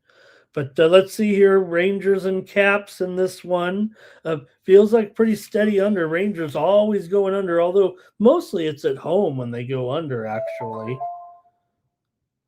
Rangers here lost to Nashville on the road last time out to stop a mild 2-game winning streak over St. Louis and Philly. Washington, meanwhile, is in a bit of a funk. They did play well, but they just lost back-to-back games at a home-and-home with the Detroit Red Wings. They did beat Toronto 4-0, but let's see what you got here in this one with the Rangers taking on the Caps here on Tuesday night. Capitals are 14-5 straight up at home against the Rangers. But again, this is where the Rangers have been excelling. Both teams are kind of in a funk. I get that. Washington's kind of owned the series here of late between the two. Robert likes the under in this one. Greg says the Gibson is not for him today. He's our Gibson correspondent. Okay, here we go. I'm looking for the here we go. Rangers puck line for Barr. Roberts on the under. I think I'm going under already. You'll see Roberts on it. I want to be on it too. Give me the under here as my pick in the Rangers and the Capitals. In this one, Greg says 3-2 Caps. Robert here also 3-2 Caps, I think. Bill Eagle Flyer likes Caps and under. First period and full game draw. First period under. Stan, Don, Business. Great to see you in there. And Bill Eagle Flyer as well. Also. Okay, I think that's it from you guys in that one. Give me the under here with the Rangers and the Capitals. We're going to work kind of fast here if that's okay. But look at this game. I don't think we have to take our time with this one. Who would have thought that this one was going to be one of the – oops, let me get the – I got ahead of myself here. I wanted to get to the Sabres game. Okay, here we go. Florida and Carolina here. Pretty decent game. I mean, Florida's looking okay here of late. They're up to 19-14-2 right now. They did lose last time out, but that stopped a winning streak. They lost to the Blues at home, 6-2. Carolina, meanwhile, they've lost 2 in a row. They've been in some close games. They have won them. They're not playing terrific, but Carolina's finding ways to win. They're a favorite here, $1.50 right now. And total coming in here in this one for Carolina, $1.50 or so here. I'm seeing it actually going down here though to under $1.40 at some spots. I'll leave $1.50 up there, but it's going to be less than this, and I just might take them again here at this reduced price. Florida's looking pretty good here of late, going 7-2-1 in their last 10. They're also 5-2 as an underdog, but Carolina's been awesome this year with that 11-5 at home so far. Also, Carolina 8-2 in the over in their last 10 games overall. Coming into this one, you got a Carolina team that's gone under, however, in 6 of their last 7 at home when they were on that road trip or against Nashville, Florida, and Tampa. 2 of those 3 went over. Florida's gone 5-1 in their last 6 versus Carolina, and like I said, they're pretty good on the road here. Although just 7-7 overall. I guess I'm thinking of some of those good games they had on the road last week or last month against teams like Dallas and Tampa Bay. But like I said, they're coming in here playing pretty well so far. This over the last 2 weeks. Just losing that last game, obviously, to St. Louis. Florida won when these two teams met just a few days ago, 4-3 at Florida. Yeah, let's see what you got here in this one. I might hear from you guys first between these two clubs. Florida's 3-4. The under is a dog. All right, I'm going to go to the chat. Here we go. I think Robert Dixon's here. Hi, Robert. He likes Florida here in this one. And hey, hello to man. I'm going to work on this. Jarm over Tannen. Jarmo Vertinen. Jarmo Vertinen. Could it be Jarmo Vertinen? I'm going with Jarmo Vertinen. That sounds like a hockey name to me. So I'm like, let me think about this one here. Maybe Jarmo Vertinen is the name. He's holding a trophy high in the air there. He's obviously very proud of his accomplishment. So I'm going to go with Jarmo Vertinen. I'm going to say, he's a hockey. It's Jarmo. There it is. Well, I just want to make sure I got the, because it could have been Jar. It could have been Jarm. It could have been Jarmo. I'm thinking that. Thank you, Jarmo. Great. He says, look at these guys out of the game here. Going to affect those Canes a little bit. Anderson confirms, says Philly Eagle Flyer. Let me fix it then. I even, it's funny because last night I was like, oh, you know what? I think it's going to be Anderson. And then I was like, you know what? I think it's going to be Bussy because some of the sites were already listing him. Mentioned also Logan Thompson confirmed, Rittich confirmed, Fowler confirmed tonight for Montreal. We talked about Gibson there, obviously. So I'll update that one, though, here for sure with Anderson going to be in there.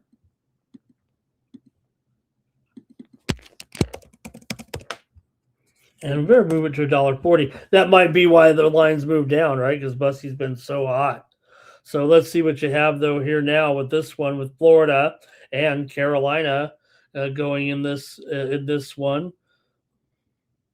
And the total here is 620 still, or has it gone up a little bit? Yeah, I think 615, I think. Maybe even a little bit higher, but. All right, see what we got here. Some of your comments. I might have fallen behind here. Over 4.5 OT, taken in a parlay. Greg says 3-2. Don't trust the Canes today. Jarmo says those are bad guys to be out of the game. Is that it? Robert likes the under here, and Jarmo says it's going to be a great game. Jarmo, thank you for being a participant in the chat. All-Stars, man. It's awesome to have you here. Terrific. All right, I'll make my call, I guess, in this one with Florida and Carolina here. Let me just analyze it a little more here with Anderson confirmed in the net here right now. So,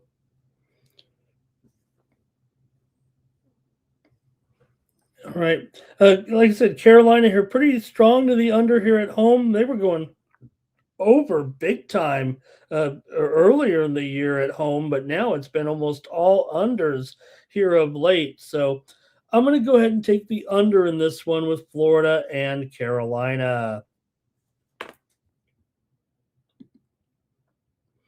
Thank you, Dan H. There he is. He's got his college basketball for us. Thank you, Dan. He's going to lay it with Kentucky. He's got Army to go under. And he's got Green Bay. Next up, the Devils are taking on the Islanders action here for Tuesday. I think I mentioned Rittich was in there. I thought we'd already done that game. There's so many games. I'm delirious with games. with Sorokin sidelined right now. Rittich is going to be in here in this one, and he'll be in the net. Rittich has been a good backup so far. 2.53 goals against, 7-3-2 record, 90.5% save percentage, and he's been doing well here of late. Last 7 games, 205 goals against and 92.5% save percentage, going 4-1-2 so far for the Isles. So look, they're a slight dog here in this one. They're 19-13-4, have lost 3 straight. Devils have won 2 of their last 3, although they lost a hot Buffalo team last time out. Still beat BGK, beat Utah. They're 10-8 on the road so far, but just 10-10 as a favorite. That's not great. Meanwhile, the Islanders are terrific, 14-9 as an underdog here this season. So I'm going to go ahead and take the Isles in this one over New Jersey tonight. Yeah, I know that maybe New Jersey's getting the best of them, but the one meeting I think this season was the Islanders, right? 3-2 at New Jersey earlier. So I'm going to go ahead and try them here. I'm going to try the Islanders to snap this losing streak. They lost at Detroit, lost at Buffalo. They did lose at home to Vancouver.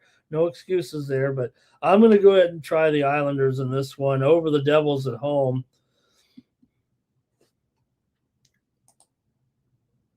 Here we go with some games from the chat. And Devils for Greg, 3-2. Philly Eagle Flyer likes the under and full game draw a little bit. Robert here liking the under in this one. Sabres and Senators. Here it is. This is a game. This is the game of the day, I think, isn't it? Yeah, some better teams maybe playing, but not against each other. And you got hot teams. I don't care what the record of these guys are right now. I mean, I do care. Sabres coming in here, 17-14-4, but on a long winning streak. Ottawa's won 4 in a row. They're 16-13-4. Pretty big line for an Ottawa team against this hot Buffalo club right now that's on fire. Yeah, Buffalo hasn't been great on the road, especially as a road dog, but Ottawa, 8-6 at home, just 13-12 as a favorite here. I don't think they've been world beaters here necessarily. Buffalo, meanwhile, beat the Islanders last time out 3-1 on the road, or beat the Devils last time out 3-1 on the road. They beat the Islanders. They beat Philly, beating up on these on the Northwest teams. Ottawa, meanwhile, wins over Winnipeg, Pittsburgh, Chicago, and Boston, and they've been playing so well here of late. See what you have here maybe in this one with these two, but you have a Ottawa team here, 15-10 to the over as a favorite. Sabres are 6-0 straight up in their last 6. They've also won 5 straight meetings against Ottawa. I think they're a live dog here. 6 of the last 8 meetings between these two teams here in Ottawa have gone under. Buffalo's 8-12 to the under as a dog. I think I'm going to take the under in this one, but man, you got to think Buffalo's live here at that price. Going to be hard not to want to take Buffalo at a nice plus price in this game. They are maybe just slightly hotter than Ottawa coming in here. That might be too big of a price right now at $1.50 or so. All right, let's see here. Robert likes the over in this one. Right, you guys might be running out of steam faster than I am here. Next up, Canadians on the road taking on the Bruins. Looks like Fowler in goal and Swayman in here for Boston.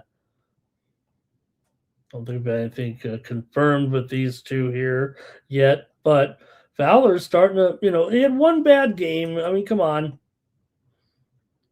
The 21-year-old, 4 games, 2-1-1 record, 2.49 goals against, 91.5% save percentage.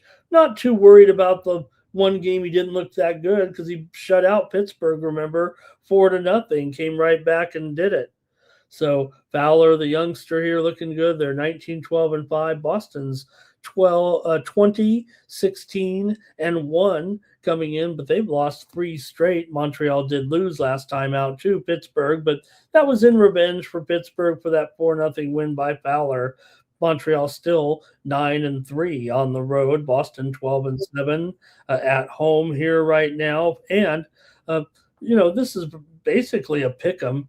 Here's the problem though for Montreal. You got Fowler in there, I get it, but Montreal has owned this series. Own this series. A total domination. Montreal has lost 9 straight at TD Center right now. And road games for Montreal here at Boston also kind of been higher scoring. Montreal did win a game last year against Boston at home 4-1, but it's really been all Boston in this matchup, and usually an over when they play here in Boston, to be frank about it. Let's hear from you guys in the chat here in this one with Montreal and Boston as we reach the halfway point of the hockey. Still got more to go. All right. Philly Eagle Flyer says maybe it could be Lion. In that. Okay, let me. Here's Philly Eagle Flyer. He's leaning to the Habs in this one. Greg says 3-2 Canadians. Irish King, Boston, money line, Geeky for a goal, Habs for Robert. See here. Robert liking the over. Timothy Hawk is here, and he likes the Bruins on the money line. Cash Kane. Canadians on the puck line here. Look, I can't. I don't know if I can ignore a 9-1, 9-0 mark here in a rivalry. As good as Fowler has been, we'll see if it's Swayman in there, but I'm going to go with Boston over my Canadians here in this one.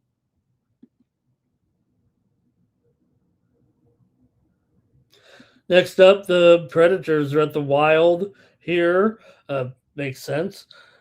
Predators coming in here with a record of 15, 16, and 4. Minnesota, meanwhile, 22, 10, and 5. Minnesota is coming in off of a loss to Colorado 5-1. I thought Minnesota was going to be great in that game, and they'd show Colorado that they're a legit contender, but it was no contest. Nashville, meanwhile, has won 2 straight over Toronto and the Rangers. That Ranger game was close for sure. They didn't play that great. I mean, Minnesota ended up being a favorite in that one, but here you have the Wild big favorite at $1.08. I have shown $2 on screen there. Total 6 over 15. Minnesota's been a steady under for sure here of late. The Wild come into this one under in 7 of their last 10. Meanwhile, Nashville's gone under in 13 of 23 as a dog, but this series is an over here between these two teams. I got to think that's where this one's headed again. Wild have won 7 of their last 8, 5 of their last 6 at home. I'm going over in this one with the Predators and the Wild here. Looks like Gustafsson is going to be in there, right? And not Wallstead. Nobody's confirmed yet, it looks like, but I'm going to go over here in this one.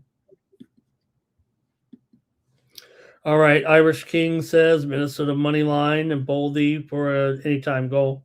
Greg says it'll be 4-2 Wild, the Wild Wild West. Let's go to the Battle of Alberta here with the Flames in this one, taking on the Oilers here in Edmonton. So we're up north a little bit here. Edmonton coming in $1.70 here. Total 6.5 under at -115. For Calgary here, they're 15, 17, and 4. They're totally a home and a road dichotomy type of team. Edmonton's won 3 of their last 4, coming in off of a win over VGK last time out. 4-3 at home. They got it done. They held on there right after taking that 4-0 lead. Edmonton, meanwhile, 9-3 at home this season. Calgary just 6-12 on the road here. Look, Edmonton kind of has owned them a little bit, but Calgary won 4-3 in the last meeting here at Edmonton. So maybe they can hang in here right now. I mean, Edmonton, after all, just 10-19 as a puck line favorite. Calgary 17-10 as a puck line dog. Kind of runs right in line with the numbers here. Edmonton, though, has won 11 of the last 15 games against Calgary. Have a feeling they'll just make it interesting, but both teams have been kind of trending over here recently, especially with Edmonton at home. They've gone over in 11 of 15 at home. Calgary's gone over in 17 of 27 as an under. I'm going over here with Edmonton and Calgary. Give me the over in this one for sure tonight. Last meeting was, like I said, 4-3 Calgary. I'm going over. Here we go. Anything in the chat? Timothy likes the Oilers in this one. Greg says it'll be 4-3 Oilers. Maybe it'll go overtime, Greg said. Hey, we're on the home stretch of this great show. We've been here for a couple of hours. Thank you, everybody. Really enjoying having you here. We got 50 of you in the chat right now. Flyers on the road taking on the Blackhawks. Flyers are 18-10-7 coming in. Chicago's on a losing streak here, 13-16-6. And they've been losing a few games here in a row right now. Talking about the Chicago Blackhawks. They've lost 5 straight overall. Flyers have won 19 of the last 13 meetings between these two teams. Chicago's gone under in 5 of their last 6 games overall. Philly is 4-6 to the under as a favorite here. Still total right now looks like 5.5 over at -115. Chicago, these two teams have not yet met this season, but Chicago's won 2 of the last 3 meetings between the two teams, including last year here 7-4 at home over Philadelphia in what turned out to be a pretty wild game. See what you have here in the chat. This one, Philadelphia and Chicago here tonight. I'm probably going to take the under here with these two. Let me just see what's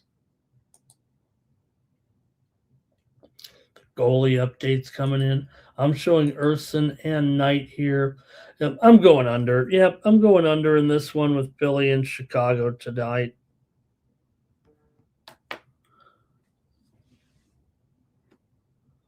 Okay, let's see for you guys. Sorry, I missed that one. Irish King on Calgary. Timothy on the Flyers. Robert likes the under. And Jarbo says, with Bedard out, could be a little bit of a problem here tonight for Chicago at home in this one. And maybe that's why you see that line the way it is, right? I mean, Bedard's been out here for about a week now. And let's see here. Are they up to? Yeah, still about 100, about 120 on the road. Cash Kane says, "Oh yeah, how about that, man? What a bizarre! Doing a little shooting with a very fast and fancy car, lost control, and you think you're safe, right? But hit some barrier here." And I saw the video. At first, I didn't believe the video because of AI or whatever, and they said that's not the right car, but apparently it was the right car. What a sad scene that was. They got the one passenger out, it looked like. But Robert here, how about the one guy filming it? Isn't that got to be weird, right? What do you do? Like, I mean, I guess the other guys are already helping. What can you do? But the man was trapped in the car too. It's a burning car, I know, but just weird the way. That's what also, right? The first thing you think about, I'm not telling you guys know as better than I do, I'm sure. I watch too many of the fake videos going, oh, cool. But the first thing you always think of is who's filming this shit, right? That's where you're first to draw the line. If it's being filmed, like there's no way this would be filmed without being staged, either staged or AI. Oh man, what a trip we're living in here. I wish I could live 100 more years to see what's going to happen with technology. I'm already worried I'm going to miss out on this boom. All right, here's Urson and Flyers over Vlad. Is it Vladar there? Do I have the wrong goalie up there with the Vladar in there? Is that official in there and I missed it? It does say Knight is likely here to go in this one as Blackhawks struggles here with the 5-game losing streak. And, yep, Bedard's still out. So Knight did look good in that loss to the Blackhawks. But Knight, 2.57 goals against, 91.5% save percentage. Philly Eagle Flyer likes the Oilers in the over. And thank you, Philly Eagle Flyer, for all your action there. Philly Eagle Greg Gibson, 3-2 Flyers are money. Oh, I see, Philly Eagle Flyer. Thank you. Thank you. Yeah, I got you now. All right, in this one, I'm going to take the under here, right, with the Flyers and the Blackhawks. All right, 3 more left. I know I'm starting to lose it here a little bit. Mammoth and Avalanche here. Utah on the road, 18-17-3. Colorado comes in 26-2-7. Wow. Colorado just keeps winning. Utah's been alternating wins and losses here of late. They've been winning. They haven't been playing great. They've been favored here in a couple games of late, man. Weird lines, but here, minus 250 or so for the Avalanche right now. And total here about 6 over 15, maybe 6.5 under, minus 120. Feels like 6 over, though, is the more popular line. So maybe we could call it that. Look, Colorado here undefeated at home. We know that. And also, Colorado 13-21 to the under this season. Meanwhile, Utah 9-6 to the over as an underdog coming in this one. But really, what's going to, when I think of what could happen in this matchup, to me, it feels like a under city. Unders come in 6 of the last 7. Actually, between these two teams when they played here in Colorado, and you have probably a likely, win here. Avalanche are 10-0 straight up at home, or what did I say? 14-0 straight up at home, 10-0-4. Oh, geez, I've really lost my mind now. I can't read my notes. Whatever the case may be, they haven't lost in regulation here. 14-0-2. I knew I'd get it right. 14-0-2 at home overall. And also the winning streak here right now.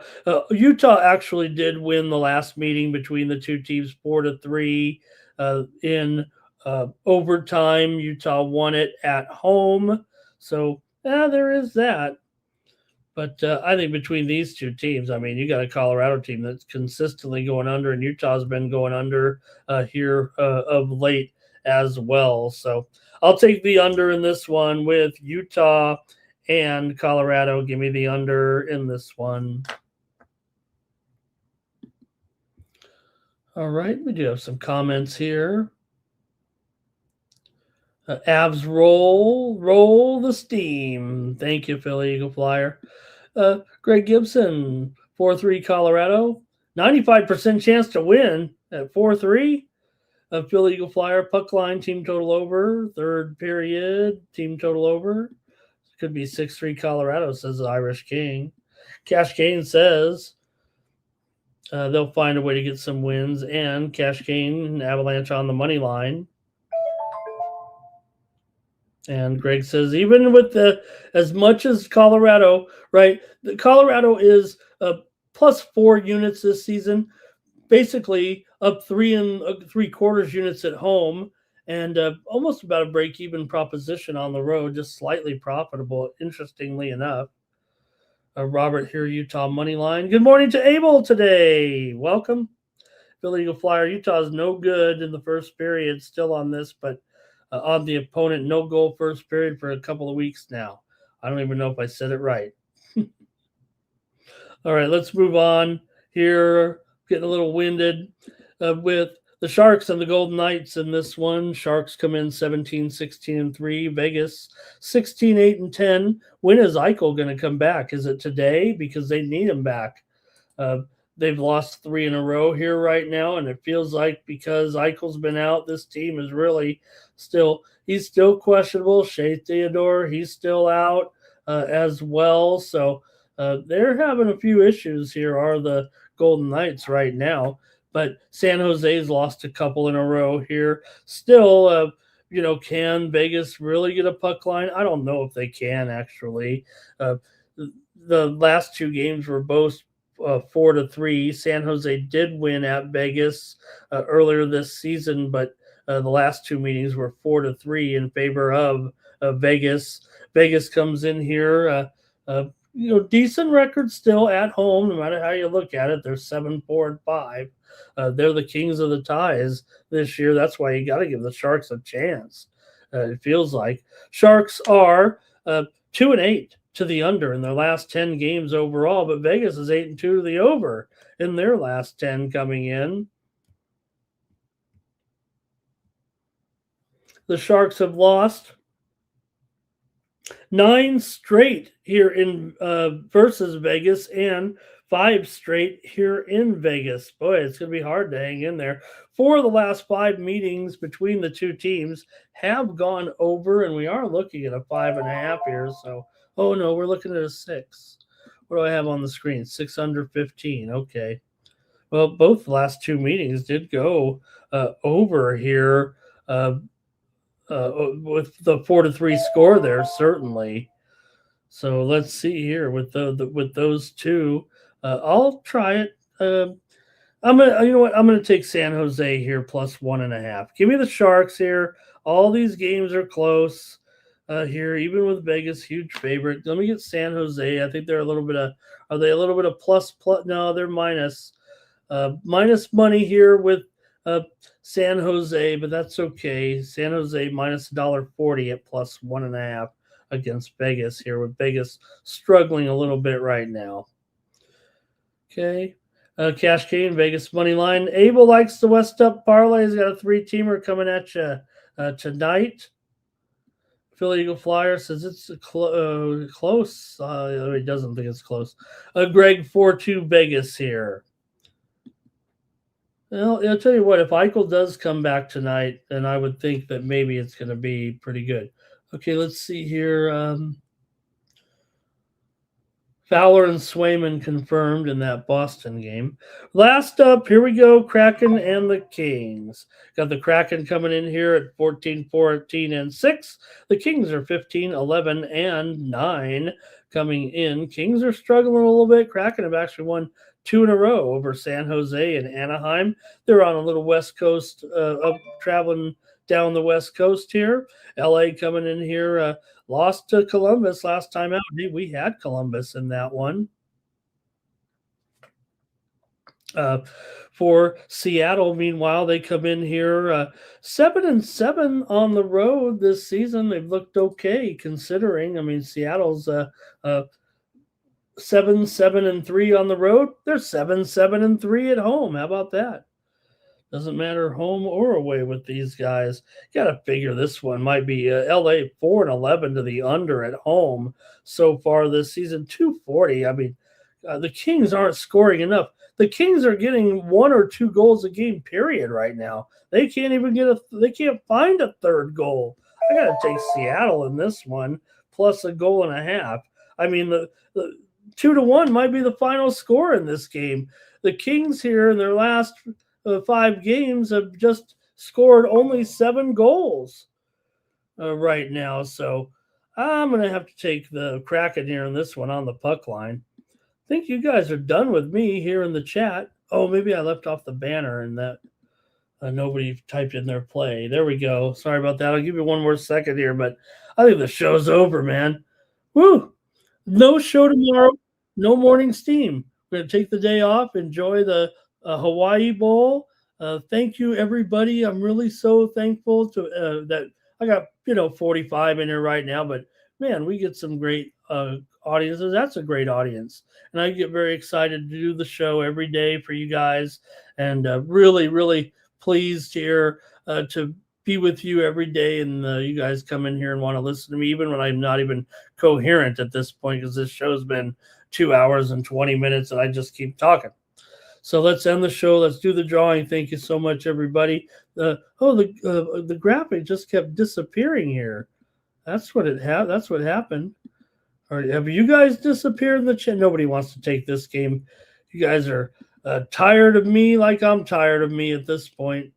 So let's do the drawing here. Thank you, everybody. Let's go to Mikey Money.